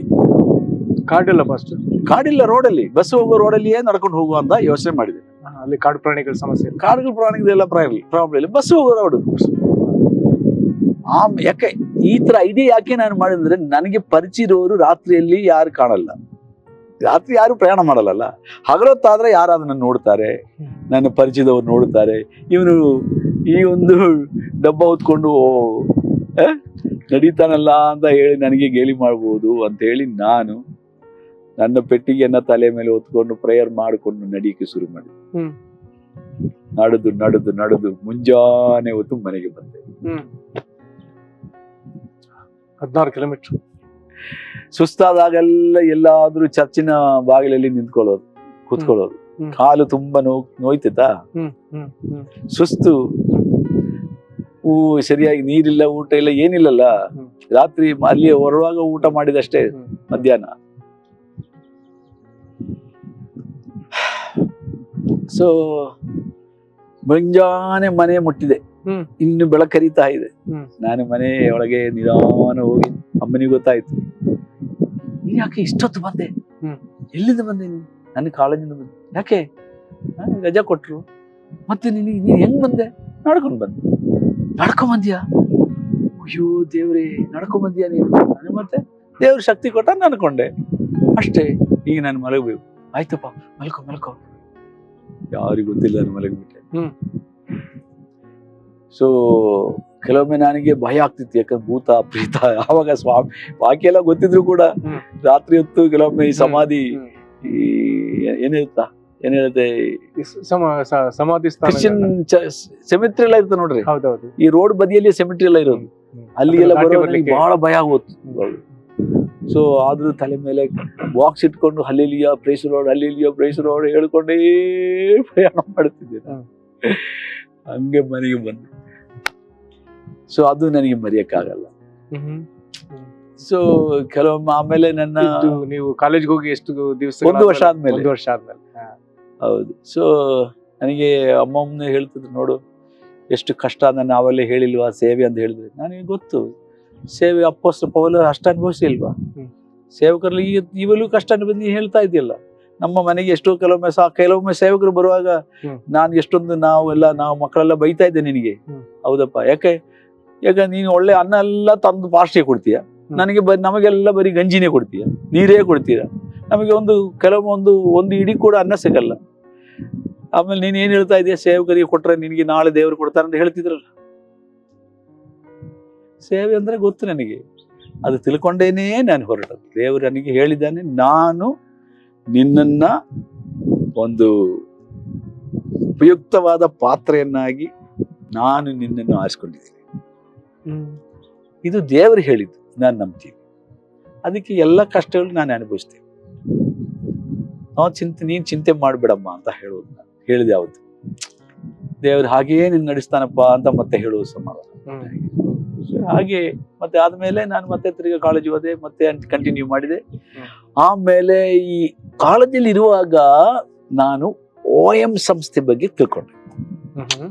ಒಂದು ಮ್ಯಾಗಝಿನ್ ನಾನು ಓದುವಾಗ, ಕಾಲೇಜಲ್ಲಿ ನಮಗೆ ಎಲ್ಲ ಕಡೆಯಿಂದ ಮ್ಯಾಗಝಿನ್ಸ್ ಎಲ್ಲ ಬರುತ್ತೆ ನೋಡ್ರಿ ಲೈಬ್ರರಿಯಲ್ಲಿ. ಆಗ ಅದರಲ್ಲಿ OM ಸಂಸ್ಥೆ ಅಂತ ನಾನು ನೋಡಿದೆ. ಇವರು ದೇಶ ವಿದೇಶಗಳಲ್ಲಿ ಎಲ್ಲ ಸೇವೆ ಮಾಡುತ್ತಾರೆ ಹಡಗಿನ ಮೂಲಕವಾಗಿ ಹಾಗೆ ಹೀಗೆ ಅಂತ. ಆವಾಗ ಅವರಿಗೆಲ್ಲ ಹಡಗಿತ್ತು ನೋಡ್ರಿ. ಮತ್ತು ₹1 ಸಂಬಳ ಇಲ್ಲ. ಕ್ಯಾಪ್ಟನ್ ಇಂದ ಹಿಡಿದು ಲೆಕ್ಚರ್ ಆಗ್ಬೋದು, ಸೈಂಟಿಸ್ಟ್ ಆಗ್ಬೋದು, ₹1 ಸಂಬಳ ಇಲ್ಲದೆ ಸೇವೆ ಮಾಡುವುದು. ನಂಬಿಕೆಯ ಸೇವೆ ಅಂತ ಅದರಲ್ಲಿ ಇತ್ತು. OM ಅಂದ್ರೆ ನಂಬಿಕೆಯ ಸೇವೆ. ಅವರು 6 ತಿಂಗಳು ಅಥವಾ 1 ವರ್ಷ ಮ್ಯಾಕ್ಸಿಮಮ್ ತರಬೇತಿ ಕೊಡ್ತಾರೆ, ಹೆಂಗೆ ಸೇವೆ ಮಾಡಬೇಕು, ನಾನಾ ಮುಖವಾದ ಸೇವೆಗಳು. 1 ತಿಂಗಳು 6 ತಿಂಗಳು ಅಥವಾ 1 ವರ್ಷ, ಸಾರಿ 1 ವರ್ಷ ತರಬೇತಿ ಕೊಡುದು. ಹೆಚ್ಚಲ್ಲಿ ಇರಲ್ಲ, ಯಾಕಂದ್ರೆ ಸಂಬಳ ಇಲ್ಲ. ಎಲ್ಲ ಯವನಸ್ಥರು, ಅವಿವಾಹಿತರು, ಹುಡುಗಿಯರಿದ್ದಾರೆ, ಹುಡುಗರಿದ್ದಾರೆ, ಬೇರೆ ಬೇರೆ ಹಿನ್ನೆಲೆಯಿಂದ, ಬೇರೆ ಬೇರೆ ಚರ್ಚ್ಗಳಿಂದ, ಸಭೆಗಳಿಂದ, ಮತ್ತು ಬೇರೆ ಬೇರೆ ಭಾಷೆ ಮಾತಾಡೋರು, ಬೇರೆ ಬೇರೆ ಊರಿನವರು, ಅದರ ಜೊತೆಯಲ್ಲಿ ಪರದೇಶದವರು ಇದ್ದಾರೆ. ಎಲ್ರು ಯಾರು ಮದುವೆ ಆಗದವರು, ಎಲ್ರು ಈ ತರ ಸ್ವಲ್ಪ ಹ್ರಸ್ವ ಕಾಲದ ತರಬೇತಿಗೋಸ್ಕರ ಬರುವುದು. ಸೊ ಈ ಒಂದು ಸಂಸ್ಥೆಯಲ್ಲಿ ಸೇರಿ ಸ್ವಲ್ಪ ಒಂದು ನನ್ನ ನೆಕ್ಸ್ಟ್ ನಾನು ಡಿಗ್ರಿ ಅಥವಾ ಪೋಸ್ಟ್ ಗ್ರಾಜುಯೇಷನ್ ಎಲ್ಲ ಮಾಡ್ಬೇಕು ನನ್ನ ಮನಸ್ಸಿನಲ್ಲಿ ಆಸೆ. ಬೈಬಲ್ ವಿಷಯದಲ್ಲಿನೇ, ಥಿಯಾಲಜಿಯಲ್ಲಿನೇ. ಅದಕ್ಕೆ ಮಧ್ಯದಲ್ಲಿ ಒಂದು 6 ತಿಂಗಳು ನಮಗೆ ರಜೆ ಸಿಕ್ತಲ್ಲ, ಆಗ ಹೋಗೋಣ ಅಂತ ಹೇಳಿ ನಾನು ಹೋಗಿದ್ದು. 3 ತಿಂಗಳು ರಜೆ ಸಿಕ್ತಲ್ಲ, ಆ ಸಮಯದಲ್ಲಿ OM ನಲ್ಲಿ ಸೇವೆ ಮಾಡುವಂತ ಹೋಗಿದ್ದು. ಹಾಗೆ ನಾನು ಅಪ್ಲೈ ಮಾಡಿದೆ, ಅರ್ಜಿ ಕೊಟ್ಟೆ, ನನಗೆ ಬರಕ್ಕೆ ಹೇಳಿದ್ರು. ಹಾಗೆ ನಾನು ನನ್ನನ್ನ ಇಂಟರ್ವ್ಯೂ ಎಲ್ಲ ಮಾಡಿದ ನಂತರ ಸಂದರ್ಶನ ಆದ್ಮೇಲೆ ಆಯ್ಕೆ ಆಯ್ತು ನೀವು. ಆದ್ರೆ ನಮಗೆ ಸೆಮಿನಾರ್ ಇದೆ, ಒಂದು 2 ವಾರದ ಸೆಮಿನಾರ್ ನಡೀತದೆ ಕರ್ನಾಟಕ ರಾಜ್ಯದಲ್ಲಿ. ಕಾಲೇಜ್ ಮನೆಗೆ ಬಂತ ಫಸ್ಟ್? ಅದೇ ಕಾಲೇಜು ಮುಗಿದ ಮೇಲೆ ನಿಮ್ಮ 2 ವರ್ಷ ನಿಮ್ಮ ಸೆಲೆಕ್ಷನ್ ಎಲ್ಲ ಆಯ್ತು? ಎಲ್ಲ ಆಯ್ತು. ಎಲ್ಲಿ ಆಯ್ತು? ಅದು ಕೊಚ್ಚಿಯಲ್ಲಿ ಆಯ್ತು ನೋಡ್ರಿ. ಆವಾಗ OM ನ ಸೌತ್ ಇಂಡಿಯಾ ಆಫೀಸ್ ಅಲ್ಲಿ ಇತ್ತು, ಕೊಚ್ಚಿ. ಓಕೆ. ಸೊ ತರಬೇತಿಗೆ ಎಲ್ಲಿ ಹೋದ್ರಿ? ತರಬೇತಿಗೆ ತುಮಕೂರಿಗೆ ಬಂದೆ ನೋಡ್ರಿ. ಅದೇ ಮನೆ ಬಿಟ್ಟು ಪರ ರಾಜ್ಯಕ್ಕೆ ಫಸ್ಟ್ ಬಂದದ್ದು ಇಲ್ಲಿಗೆ. ತುಮಕೂರಲ್ಲಿ ಫಸ್ಟ್ ಹೆಜ್ಜೆ ಇರ್ತದೆ. 2 ವಾರದ ಕೂಟ ನೋಡ್ರಿ. ಎಲ್ಲ ಕಡೆಯಿಂದ, ಎಲ್ಲ ಸೌತ್ ಇಂಡಿಯಾ, ದಕ್ಷಿಣ ಭಾರತದ ಎಲ್ಲ ಕಡೆಯಲ್ಲಿ ಟೀಮ್ ಆಗಿ ಸೇವ್ ಮಾಡ್ತಾರೆ ನೋಡ್ರಿ. 7-8 ಜನ ಈ ರೀತಿಯಾಗಿ. ಹುಡುಗಿಯರದು ಬೇರೆ, ಹುಡುಗರದು ಬೇರೆ. ಹುಡುಗಿಯರು ಮಾತಾಡಂಗಿಲ್ಲ, ಅಷ್ಟು ಸ್ಟ್ರಿಕ್ಟ್ ಕಾನೂನು. ಆಮೇಲೆ ಏನ್ ಸಿಂಪಲ್ ಊಟ ರೀ. ಒಂದು ಸಾಂಬಾರು, ಒಂದು ಅನ್ನ ಸಾಂಬಾರು, ಒಂದು ಹಪ್ಪಳ, ಒಂದು ಪಲ್ಯ ಸಿಕ್ಕಿದ್ರೆ ಆಯ್ತು, ಇಲ್ಲದ್ರೆ ಅದು ಇಲ್ಲ. ದಿನ ಇದೇ ಊಟ ಈ ಕಾನ್ಫರೆನ್ಸ್ ನಲ್ಲಿ. ತರಕಾರಿ ಸಹ ಇಲ್ಲ ಫಸ್ಟ್? ಅದೇ ತರಕಾರಿ, ಒಂದು ಪಲ್ಯ, ಒಂದು ಸಾಂಬಾರು, ಒಂದು ಹಪ್ಪಳ, ಇಷ್ಟೇ ಊಟ. ಅನ್ನ, ಕೆಲವೊಮ್ಮೆ ಚಪಾತಿ, ರಾತ್ರಿಯಲ್ಲಿ ಸಿಕ್ಕಿದ್ರು ಸಿಕ್ಕುತ್ತೆ. ಎಲ್ಲದ ಏನ್ ಕೊಡ್ತಾರ ಅದೇ ತಿನ್ಬೇಕು. ಸ್ಟೇಟಿನ ಡೈರೆಕ್ಟರ್ ಕೂಡ ಸಾಲ ಆಗಿ ನಿಂತ್ಕೋಬೇಕು. ನನಗೆ ಆಶ್ಚರ್ಯ ಆಯ್ತು, ಇವರು ಸೌತ್ ಇಂಡಿಯಾ ಡೈರೆಕ್ಟರ್, ಅವರಲ್ಲೇ ಕ್ಯೂನಲ್ಲಿ ನಿಂತಿದ್ದಾರೆ, ಊಟ ತಗೊಂಡು ತಟ್ಟ. ನಮಗೆ ಬೋಧನೆ ಮಾಡೋ ಟೀಚರ್ಸ್ಗಳು ಅವರು ಹಾಗೆ ತಟ್ಟೆ ಹಿಡ್ಕೊಂಡು ನಿಂತಿದ್ದಾರೆ. ಇವೆಲ್ಲ ನನಗೆ ಬಹಳ ಆಶ್ಚರ್ಯ ಆಯ್ತು. ಈ ರೀತಿಯಾಗಿ 2 ವಾರದ ತರಬೇತಿ. ಆ ಸಮಯದಲ್ಲಿ ನಮಗೆ ಹೇಗೆ ಪ್ರೇಯರ್ ಮಾಡಬೇಕು, ಪ್ರಾಕ್ಟಿಕಲ್ ಆಗಿ ನಾವು ಹೇಗೆ ದೇವರಲ್ಲಿ ನಂಬಬೇಕು, ಕ್ವೈಟ್ ಟೈಮ್, ಧ್ಯಾನ ಸಮಯ ಹೇಗೆ ಮಾಡಬೇಕು, ಲೋಕಕ್ಕಾಗಿ ನಾವು ಹೇಗೆ ಪ್ರೇಯರ್ ಮಾಡಬೇಕು. ನಾನು ಅದುವರೆಗೂ ಲೋಕಕ್ಕಾಗಿ ಪ್ರೇಯರೇ ಮಾಡಿರಲಿಲ್ಲ. ನನಗಾಗಿ, ನನ್ನ ಮನೆ, ನನ್ನ ಕುಟುಂಬ, ನನ್ನ ಹೆಂಡತಿ, ಅಲ್ಲ ನನ್ನ ತಂದೆ, ನನ್ನ ತಾಯಿ, ನನ್ನ ಒಡಹುಟ್ಟಿ, ಹಿಂಗೆ ನನ್ನ ಚರ್ಚು, ನನ್ನ ಪಾಸ್ಟ್, ಹಂಗೆ. ಅದು ಇಲ್ಲಿ ಲೋಕಕ್ಕಾಗಿ ಪ್ರೇಯರ್ ಮಾಡೋದು, ಬೇರೆ ರಾಜ್ಯಗಳಿಗಾಗಿ ಪ್ರೇಯರ್ ಮಾಡೋದು. ಈಗೆಲ್ಲ ಪ್ರಾರ್ಥನೆ ನಿಜವಾದ ಒಂದು ವಿಶಾಲತೆ ನಾನು ತಿಳ್ಕೊಂಡೆ. ಆಮೇಲೆ ಯಾವ ಚರ್ಚಿನವರಾಗಲಿ, ನಾವು ದೇವರ ಮಕ್ಕಳ ಮೇಲೆ ನಾವೆಲ್ಲರನ್ನು ಪ್ರೀತಿಸ್ಬೇಕು, ತಪ್ಪು ಮಾಡಿದ್ರೆ ಅವ್ರನ್ನ ಕ್ಷಮಿಸ್ಬೇಕು. ಯಾರು ಪರಿಪೂರ್ಣರಲ್ಲ. ಆದ ಕಾರಣ ನೀನು ತಪ್ಪು ಮಾಡ್ತೀಯ, ಅವರು ತಪ್ಪು ಮಾಡಿದಾಗ ನೀನು ಕ್ಷಮಿಸು, ನೀನ್ ತಪ್ಪು ಮಾಡಿದಾಗ ಅವರು ಕ್ಷಮಿಸ್ತಾರೆ. ಹೀಗೆಲ್ಲ ಕಲಿತದಲ್ಲಿ ನೀನು. ಆಮೇಲೆ ನಾವು ಎಲ್ಲ ಕಡೆ ಹೋಗುವಾಗೆಲ್ಲ ಒಂದೊಂದು ಮನೆಗೆ ಹೋಗಿ ಪುಸ್ತಕ ಮಾರಾಟ ಮಾಡ್ಬೇಕ್ರಿ. ಪುಸ್ತಕ ಮಾರ್ಬೇಕು. ಪುಸ್ತಕ ಮಾರಿದ್ರೆ ಊಟ, ಅಂದ್ರೆ ಹಣ. ಅದು ಏನು, ಒಂದು 5-6 ಪುಸ್ತಕ ಇರೋ ಒಂದೊಂದು ಪ್ಲಾಸ್ಟಿಕ್ ಪ್ಯಾಕೆಟ್, ಅದಕ್ಕೆ 25 ಪೈಸೆ. 25 ಪೈಸೆಗೆ ಒಂದು 7 ಪುಸ್ತಕ ಸಿಗ್ತದೆ. ಅದು ಈ ಕ್ರಿಶ್ಚಿಯನ್ ಯೇಸ್ವಾಮಿ ಬಗ್ಗೆ ಹೇಳಿದ್ರೆ ಬಹಳ ಜನ ತಗೊಳಲ್ಲ. ₹1 ಸಿಗ್ಬೇಕಾದ್ರೆ ಎಷ್ಟು ಪುಸ್ತಕ ಮಾರ್ಬೇಕು ನೋಡ್ರಿ? 4 ಪುಸ್ತಕ ಆದ್ರೂ ಮಾರ್ಬೇಕು. ಹೊಸ ಒಡಂಬಡಿಕೆ ದೊಡ್ಡ ಬೈಬಲ್ ಅಷ್ಟು ದಪ್ಪ ಆ ಕಾಲದಲ್ಲಿ, ಅದಕ್ಕೆ ₹1 ಹೊಸ ಒಡಂಬಡಿಕೆಗೆ. ಎಷ್ಟನೇ ಫಸ್ಟ್ ಇದು? ಇದೊಂದು 45 ವರ್ಷ ಹಿಂದೆ. ಮೊದಲು ₹3 ಇತ್ತು, ₹2 ಇತ್ತು, ಆಮೇಲೆ ₹1 ಇತ್ತು. ಹೀಗೆಲ್ಲ ಇದೆಲ್ಲ ಒಂದಿಷ್ಟೊಂದು ತಗೊಂಡು ಹೋಗ್ಬೇಕಾದ್ರೆ ಇಲ್ಲೆಲ್ಲ ನೋವು, ಎಷ್ಟು ನಡಿಬೇಕು, ಮನೆಗೆ ಹೋಗೋದು, ಇದೆಲ್ಲ ತರಬೇತಿ ಅನುಭವ ಅಷ್ಟೇ. ಇದೆಲ್ಲ ತರಬೇತಿ ಅನಿವಾರ್ಯ. ಕೆಲವೊಮ್ಮೆ ರಾತ್ರಿ ಎಲ್ಲ ಪ್ರೇಯರ್, ಇಡೀ ರಾತ್ರಿ ಉಪವಾಸ ಇದ್ದು ಪ್ರೇಯರ್, ಇಡೀ ರಾತ್ರಿ, ಸಾಯಂಕಾಲ ಸಂಜೆ 6 ಗಂಟೆಗೆ ಶುರು ಆದ್ರೆ ಬೆಳಕಾಗಿ ತನಕ 6 ಗಂಟೆ ತನಕ. ಇವೆಲ್ಲ ಭಯಂಕರ ಅನುಭವ. ಆಮೇಲೆ ಏನು ಕಂಪ್ಲೇಂಟ್ ಹೇಳಂಗಿಲ್ಲ.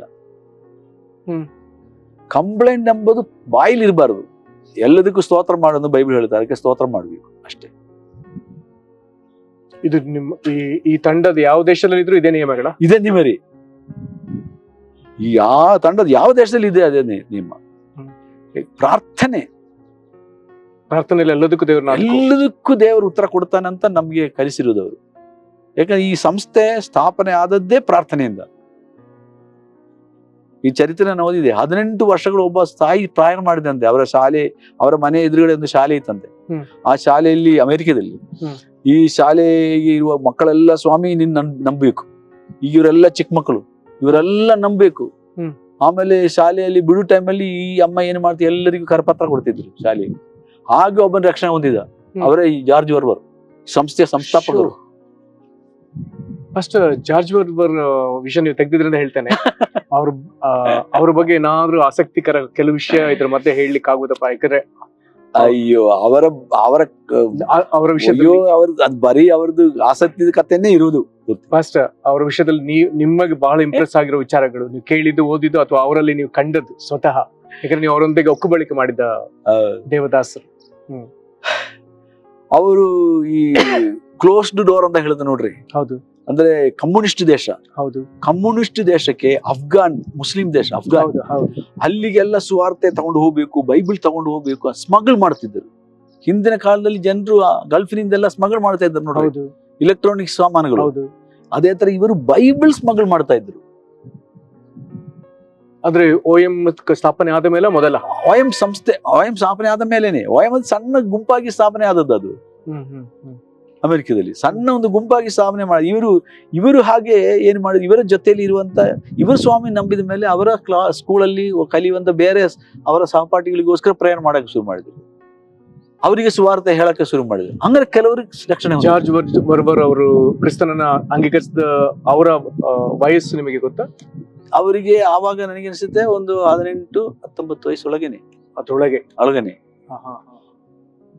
ಅವರು ಹೀಗೆ ಸರಿ ಮಾಡಿದ. ಅವರಿಗಾಗಿ ಪ್ರಾರ್ಥಿಸಿದ ತಾಯಿ, ಆ ತಾಯಿ ಹೆಸರು ನನಗೆ ನೆನಪಿಲ್ಲ, ಬಟ್ ಓದಿದ ಅವ್ರ ಹೆಸರು ಬರೆದಿಲ್ಲ ನನಗೆ. ಸೊ ಆ ಪ್ರಾರ್ಥನೆಯ ಫಲವಾಗಿ ಜಾರ್ಜ್ ಸ್ವಾಮಿ ನಂಬಿದ್ರು. ಅವರ ಸಹಪಾಠಿಗೆ ಇವರು ಸುವಾರ್ತೆ ಹೇಳಿ ಅವರು ನಂಬಿದರು. ಹಾಗೆ ಅವರ ಕೆಲವು ಸಹಪಾಠಿಗಳು 4-5 ಜನ ರಕ್ಷಣೆ ಹೊಂದಿದ್ರು. ಅವ್ರೇನು ಮಾಡಿದರು, ರಜಾ ಕಾಲದಲ್ಲಿ ಕರಪತ್ರಗಳನ್ನು ಹಂಚಕ್ಕೆ ಬೇರೆ ಬೇರೆ ಹಳ್ಳಿಗಳಿಗೆ ಹೋಗಕ್ಕೆ ಶುರು ಮಾಡಿದ್ರು. ಕರಪತ್ರ ಸಾಹಿತ್ಯದ ಮೂಲಕ. ಯಾಕಂದ್ರೆ ಸಾಹಿತ್ಯ ನಮ್ಮೊಟ್ಟಿಗೆ ಪದೇ ಪದೇ ತಿರುಗಿ ಮಾತಾಡುತ್ತೆ ಅಂತ ತಿಳ್ಕೊಂಡ್ರು ಅವರು. ಯಾಕಂದ್ರೆ ಬೈಬಲ್ನ ವಾಕ್ಯ ನನ್ನನ್ನು ಬದಲಾಯಿಸಿದೆಯಲ್ಲ, ಈ ವಾಕ್ಯದಲ್ಲಿ ಜೀವ ಇದೆ. ಈ ವಚನ ನಮ್ಮ ಬಾಯಿ ಮಾತಿಗಿಂತ ದೊಡ್ಡದು. ಇದೊಂದು ವೇಳೆ ಓದಕ್ಕೆ ಸಮಯ ಇಲ್ಲದರೂ ಯಾವಾಗ ಓದಿದ್ರು ಅದು ಮಾತಾಡುತ್ತೆ. ಅದರ್ಥ ಸಾಹಿತ್ಯ, ಪ್ರಿಂಟೆಡ್ ಪೇಜಸ್ ಸ್ಪೀಕ್ ಲೌಡರ್ ಅಂತ ಅವರು ಚರಿತ್ರೆಯಲ್ಲಿ ಓದಿದ್ದು, ಬೈಬಲ್ ಓದಿದ್ದು, ಚರಿತ್ರೆ ಹೇಳುವುದು ಎಲ್ಲ ತಿಳ್ಕೊಂಡವರು ಹೇಳಿದ್ರು, ನಾವು ಸುವಾರ್ತೆಗಿಂತ ಬಲಶಾಲಿಯಾದ ಬೇರೆ ಯಾವುದೂ ಇಲ್ಲ. ಗಾಸ್ಪಲ್ ಇಸ್ ದ ಪವರ್ ಅಂತಿದೆ ನೋಡ್ರಿ ರೋಮ 1:16 ಅದೇ ತರ. ಅದಕ್ಕೆ ಸುವಾರ್ತೆ ಎಲ್ಲಿ ಬೇಕಾದ್ರೂ ತಲುಪುತ್ತೆ, ಪ್ರಿಂಟೆಡ್ ಪೇಜ್ ಆಗಿದ್ರೆ. ಬಾಯಲ್ಲಿ ಹೇಳುವುದಕ್ಕಿಂತ ಶಕ್ತಿ, ಬಾಯಲ್ಲಿ ಹೇಳಿದ್ರು ಕೂಡ ಸ್ವಲ್ಪ ತಾನು ಕೇಳ್ತಾನೆ ಮತ್ತೆ ಮರೆತು ಹೋಗ್ತಾನೆ. ಪ್ರಿಂಟೆಡ್ ಪೇಜ್ ಆದ್ರೆ, ಬರಹವಾದ್ರೆ ತಿರುಗಿ ಓದುವಾಗ ಮಾತಾಡುತ್ತೆ. ಅದು ಎಲ್ಲಿಯಾದ್ರೂ ಬಿಸಾಡಿದ್ರೆ ಅವನ ಕೈಯಲ್ಲಿ ಸಿಕ್ಕಿದ ಅವನು ಓದ್ತಾನೆ. ಅದು ಎಲ್ಲಾದ್ರೂ ಕಸಗುಡ್ಡಿಯಲ್ಲಿ ಬಿದ್ದರೂ ಕೂಡ ಯಾವನಾದ್ರೂ ಓದ್ತಾನೆ. ಹೀಗೆ ಅವ್ರು ಮಾಡ್ತಿದ್ರು. ಕೆಲವೊಮ್ಮೆ ಕಣ್ಣು, ಇದು ಸೆಕ್ಯೂರಿಟಿ ಫೋರ್ಸಸ್ ಈ ಗಡಿಯಲ್ಲಿ ಬಾರ್ಡರ್ಗಳಲ್ಲಿ ಗಾಡಿ ಫುಲ್ ಬೈಬಲ್ ತಗೊಂಡು ಹೋದ್ರೆ ಅವ್ರು ಪ್ರೇಯರ್ ಮಾಡುತ್ತೆ, ಸ್ವಾಮಿ ಯೇಸುವೆ ನಿನ್ನ ನಾಮದಲ್ಲಿ ಇವರ ಕಣ್ಣುಗಳು ಕುರುಡಾಗಲಿ. ಹಾಗೆ ಪ್ರೇಯರ್ ಮಾಡಿ ಅವರು ಚೆಕ್ ಮಾಡುವಂತ ಪೊಲೀಸ್ ಪಟ್ಟಾಳದವರು ಅಥವಾ ಮಿಲಿಟರಿನವರು ಬಂದೆಲ್ಲ ನೋಡ್ಬಿಟ್ಟು ಏನಿದು ಇದು ನಮ್ಮ ಸಾಮಾನುಗಳು. ಓ, ನಿಮ್ ಸಾಮಾನುಗಳ, ಸರಿ ಸರಿ. ಏನು ಎಲ್ಲ ತಿರುಗಿ ನೋಡಿ, ಒಂದು ಕಡೆಯಲ್ಲಿ ಅಫ್ಘಾನಿಸ್ತಾನಿಗೆ ಹೋಗುವಂತ ಕಾಣಿಸ್ತದೆ. ಅವರು ಬೈಬಲ್ ಪೆಟ್ಟಿಗೆಯನ್ನ ಬಿಚ್ಚಿ ತೆರೆದು ಬೈಬಲ್ ಕೈಯಲ್ಲಿ ತೆಗೆದು ನೋಡಿದ ಮೇಲೆ ಇದೇನು ಪುಸ್ತಕ? ಕುರಾನ? ಏನು ಪುಸ್ತಕ? ಅದು ಪುಸ್ತಕ ಅಂತ ಹೇಳಿದ್ದಾರೆ ಅಷ್ಟೇ. ಆಯ್ತು ಹೋಗು, ಹಾಗೆ ಕಳಿಸಿದ್ದಾರೆ. ಅದು ಬೈಬಲ್ ಅಂತ ಅವರಿಗೆ ಗೊತ್ತೇ ಆಗ್ಲಿಲ್ಲ ಅಂತ. ಹೀಗೆಲ್ಲ ಅದ್ಭುತಗಳು ಅವರ ಜೀವನದಲ್ಲಿ ಆಗಿದೆ. ಈ ಶಿಪ್ಪು ಹಡಗು, 2 ಹಡಗಿತ್ತು. ನಾನು OMN ಸಂಸ್ಥೆಯಿದ್ದಾಗ ಪ್ರೇಯರ್ ಮಾಡಿದ, ₹1 ಯಾರಿಗೆ ಹೇಳ್ತಿರ್ಲಿಲ್ಲ.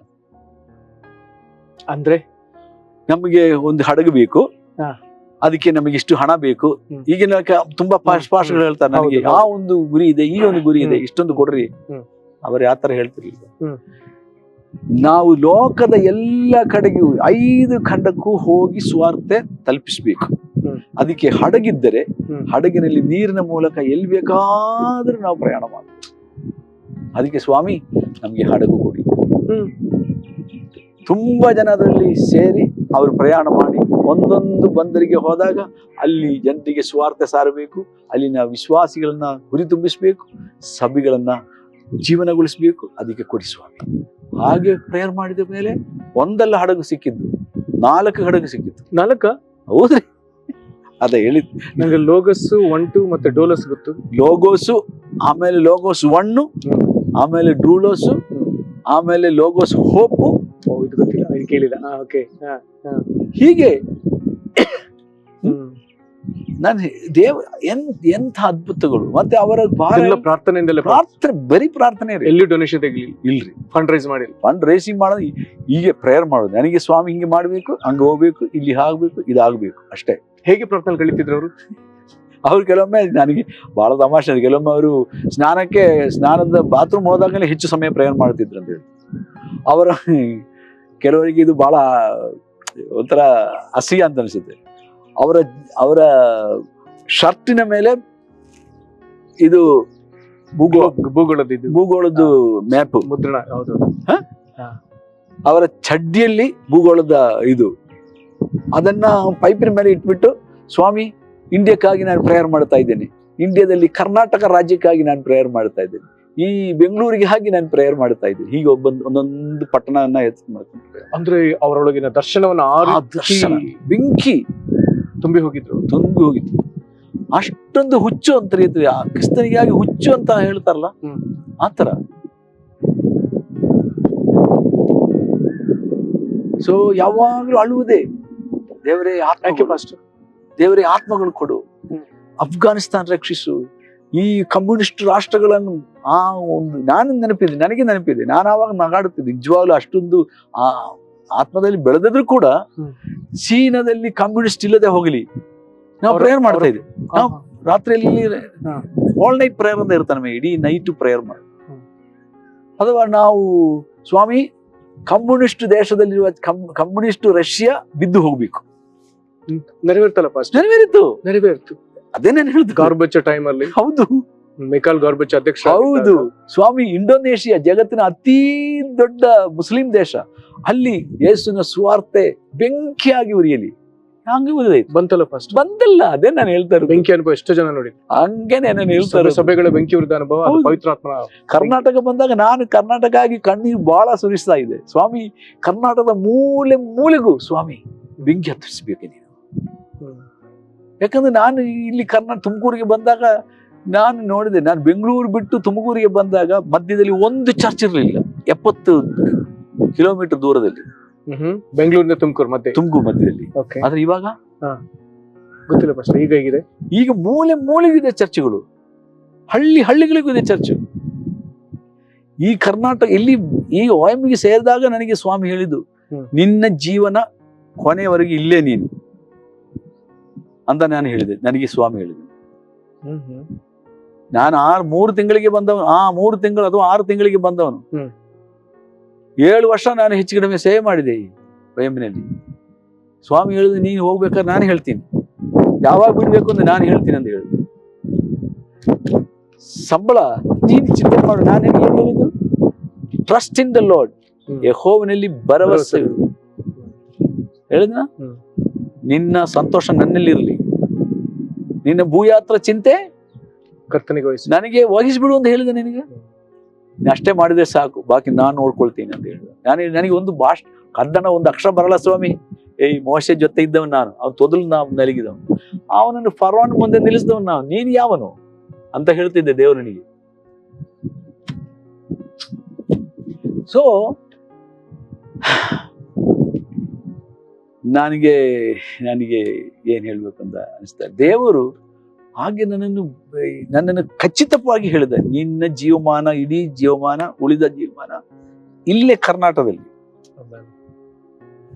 ದೇವರು ಹೇಳಿದ ನನಗೆ ಭಾಷೆ, ದೇವರು ನನಗೆ ಭಾಷೆ ಕಲಿಸಿದ. ನನಗೆ ಯಾರು ಹೇಳಿದ್ರು ಅಂದ್ರೆ ಹಿಂಗ್ ಬರಿಬೇಕಂತ ಯಾರಿಗೆ ಕಳ್ಸಿಕೊಟ್ಟಿಲ್ಲ, ನಾನು ಪ್ರೇಯರ್ ಮಾಡುದು. ಅವಾಗ ನಾನು ಇದು ಹಾಸ್ಪಿಟಲ್ ಇದ್ದೆ, ಬೆಳ್ಳಾರಿ ಹಾಸ್ಪಿಟಲ್ ಇದ್ದೆ. ಅಲ್ಲಿ ಒಂದು ಶಾಲೆಯಲ್ಲಿ ಶಾಲೆ ಬಿಡು ಟೈಮಲ್ಲಿ ನಾವು ಒಂದು ಕಾನ್ವೆಂಟ್ ಶಾಲೆಯಲ್ಲಿ ನಾವು ಉಳ್ಕೊಂಡಿದ್ದು ರಜೆ ದಿನಗಳಲ್ಲಿ. ನಾವು ಸೇವೆ ಮಾಡಿ ವಾಪಸ್ ಬಂದ ಮೇಲೆ ನಮಗೆ ಮಧ್ಯಾಹ್ನ ಮೇಲೆ ಸೇವೆ ಇಲ್ಲ ನೋಡ್ರಿ. ಮಧ್ಯಾಹ್ನ ಮೇಲೆ ನಮಗೆ ಬೈಬಲ್ ಸ್ಟಡಿ, ಪ್ರೇಯರ್ ಟೈಮು, ನಮ್ಮ ಪರ್ಸನಲ್ ಟೈಮ್ ಇವೆಲ್ಲ.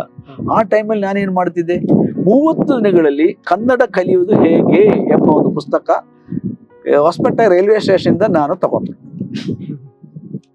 ಮಲಯಾಳ ಭಾಷೆಯಿಂದ ಕನ್ನಡ ಭಾಷೆ ಕಲಿಯುವುದು ಹೇಗೆ ಅಂತೇಳಿ. ಆ ದಿವಸಗಳಲ್ಲಿ ಸಿಕ್ಕುವುದು ತಮಿಳು ಭಾಷೆ ಕಲೀಲಿಕ್ಕೆ, ಕನ್ನಡ ಕಲೀಲಿಕ್ಕೆ, ತೆಲುಗು ಕಲೀಲಿಕ್ಕೆ ರೈಲ್ವೆ ಸ್ಟೇಷನ್ ಮುಖ್ಯವಾಗಿ ಪುಸ್ತಕ ಸಿಕ್ಕುದು ನೋಡ್ರಿ. ಅಂತ ಒಂದು ಪುಸ್ತಕ ತಗೊಂಡ್ಬಿಟ್ಟು ನಾನು ಅದನ್ನ ನೋಡ್ಕೊಂಡು ಬೋರ್ಡ್ ನಲ್ಲಿ ಬರೆಯುದು. ಅಲ್ಲಿ ಬ್ಲಾಕ್ ಬೋರ್ಡ್ ಇತ್ತಲ್ರಿ, ಬರೆಯುದು, ಸ್ವಾಮಿ ಈ ಅಕ್ಷರ ಹೆಂಗೆ ಬರೆಯುದು ಅಂತ ನಾನು ಬರೆಯುದು. ಹಾಗೆ ಎಲ್ಲ ಅಕ್ಷರ ಬರೆಯಕ್ಕೆ ಶುರು ಮಾಡಿ. ಅಂದ್ರೆ ಸ್ವರಗಳಷ್ಟೇ, ವ್ಯಂಜನೆಗಳು ಅರ್ಧಪರ್ಧ ಬರ್ದೆ ಅಷ್ಟೇ. ಬಾಕಿ ಅಕ್ಷರಗಳು, ಇದು ಮಕ್ಕಿ ಅಕ್ಷರ ನಾನು ಕಲಿತೇ ಇಲ್ರಿ. ಆಮೇಲೆ ಪ್ರೇಯರ್ ಮಾಡುದು, ರೋಡಲ್ಲಿ ಬೋರ್ಡ್ ಕಾಣೋಗೆಲ್ಲ ಓದುದು ಅಷ್ಟೇ. ಬಸ್ ಬೋರ್ಡ್ ನೋಡಾಗ ಓದುದು, ಪುಸ್ತಕ ಬೈಬಲ್ ತೆಗೆದುಕೊಂಡು ಓದುದು, ಬೈಬಲ್ ತೆಗೆದುಕೊಂಡು ಓದಕ್ಕೆ ಶುರು ಮಾಡಿದಾಗ ಕರೆಕ್ಟ್ ಆಗಿ ಓದುದು. ನಾನು ನಮ್ಮ ಜೊತೆಲಿ ಕನ್ನಡ ದೇಶೀಯ ಕೇಳೋರು, ನಾನು ಓದೋ ಸರಿ, ಕರೆಕ್ಟ್ ಆಗಿ ಓದ್ತಿಯಲ್ಲಪ್ಪ ನೀನು ಅಂತ ಹೇಳೋದು. ಈಗ ಕನ್ನಡ ಸ್ಪಷ್ಟ ಗೊತ್ತೀರಿ? ಸ್ಪಷ್ಟವಾಗಿ ಕನ್ನಡ ಓದ್ತೀನಿ, ಬರೀತೀನಿ, ಪುಸ್ತಕಗಳೇ ಬರೆದೀನಿ, ಭಾಷಾಂತರನೇ ಮಾಡಿದ್ದೀನಿ, ಎಷ್ಟೋ ಹಾಡುಗಳ ರಚನೆ ಮಾಡಿದ್ದೀನಿ ಕನ್ನಡದಲ್ಲಿ. ಸೊ ನಾನು ಹೇಳೋದು, ದೇವರ ಆತ್ಮನು ನಮ್ಮ ಮೇಲೆ ಇದ್ದರೆ, ದೇವರು ಉದ್ದೇಶಪೂರ್ವಕವಾಗಿ ನಮ್ಮನ್ನು ಆರಿಸಿಕೊಂಡ್ರೆ ಆ ಕೆಲಸ ದೇವರು ಮಾಡಿಸ್ತಾರೆ. ದೇವರಿಗೆ ಟೈಮ್ ಇದೆ ಅಷ್ಟೇ. ದೇವರ ಟೈಮಿಗೆ ನಮ್ಮನ್ನು ಒಳಪಡಿಸ್ಕೋಬೇಕು, ದೇವರ ವಿಧಾನದಲ್ಲಿ ನಾವು ಮುಂದುವರಿಬೇಕು, ಅಷ್ಟು ಸಿಂಪಲ್. ಸೊ ಪವಿತ್ರ ಆತ್ಮನ ವರವೇ. ಮಾಸ್ಟರ್, ನೀವು ಇಲ್ಲಿವರೆಗೂ ಬಹಳ ಉತ್ತಮವಾಗಿ ತಮ್ಮ ಬಾಲ್ಯ, ತಮ್ಮ ರಕ್ಷಣಾನುಭವ, ನಂತರದಲ್ಲಿ ದೇವರು ನಿಮ್ಮನ್ನ ಪವಿತ್ರಾತ್ಮನ ಅಭಿಷೇಕದಿಂದ ಸ್ಪರ್ಶಿಸಿದ ರೀತಿ, ಸೇವೆ ದರ್ಶನ, ನಂತರದಲ್ಲಿ ತಾವು OM ಸಂಸ್ಥೆಯೊಂದಿಗೆ ಸೇರಿದ ಅಲ್ಲಿಯ ತನಕ ಬಹಳ ಅದ್ಭುತವಾದ ಅನೇಕ ವಿಚಾರಗಳನ್ನ ನಮಗೆ ಹಂಚಿಕೊಂಡಿದ್ರಿ. ವಂದನೆ. Thank you. ಬಹಳ ಸಂತೋಷ. ಪ್ರಿಯ ವೀಕ್ಷಕರೇ, ಇದರೊಂದಿಗೆ ಮುಂದೆ ಇವರು ಇನ್ನೂ ಮುಂದುವರೆದು OM ಎನ್ನುವಂತ ಆಪರೇಷನ್ ಮೊಬಲೈಸೇಷನ್ ಎನ್ನುವಂತ ಈ ಸಂಸ್ಥೆಯಲ್ಲಿ ಅವರು ಅದರ ಜೊತೆಗೂಡಿ ಅವರಿಗೆ ಆದ ಅನೇಕ ಸೇವೆ ಅನುಭವಗಳನ್ನ ನಾವು ಇನ್ನು ಮುಂದೆ ಕೇಳಲಿಕ್ಕಿದ್ದೇವೆ. ಇದನ್ನ ಕೇಳುವುದಕ್ಕೆ ದೇವರಾತ್ಮ ನಮ್ಮನ್ನ ಬಲಪಡಿಸಲಿ.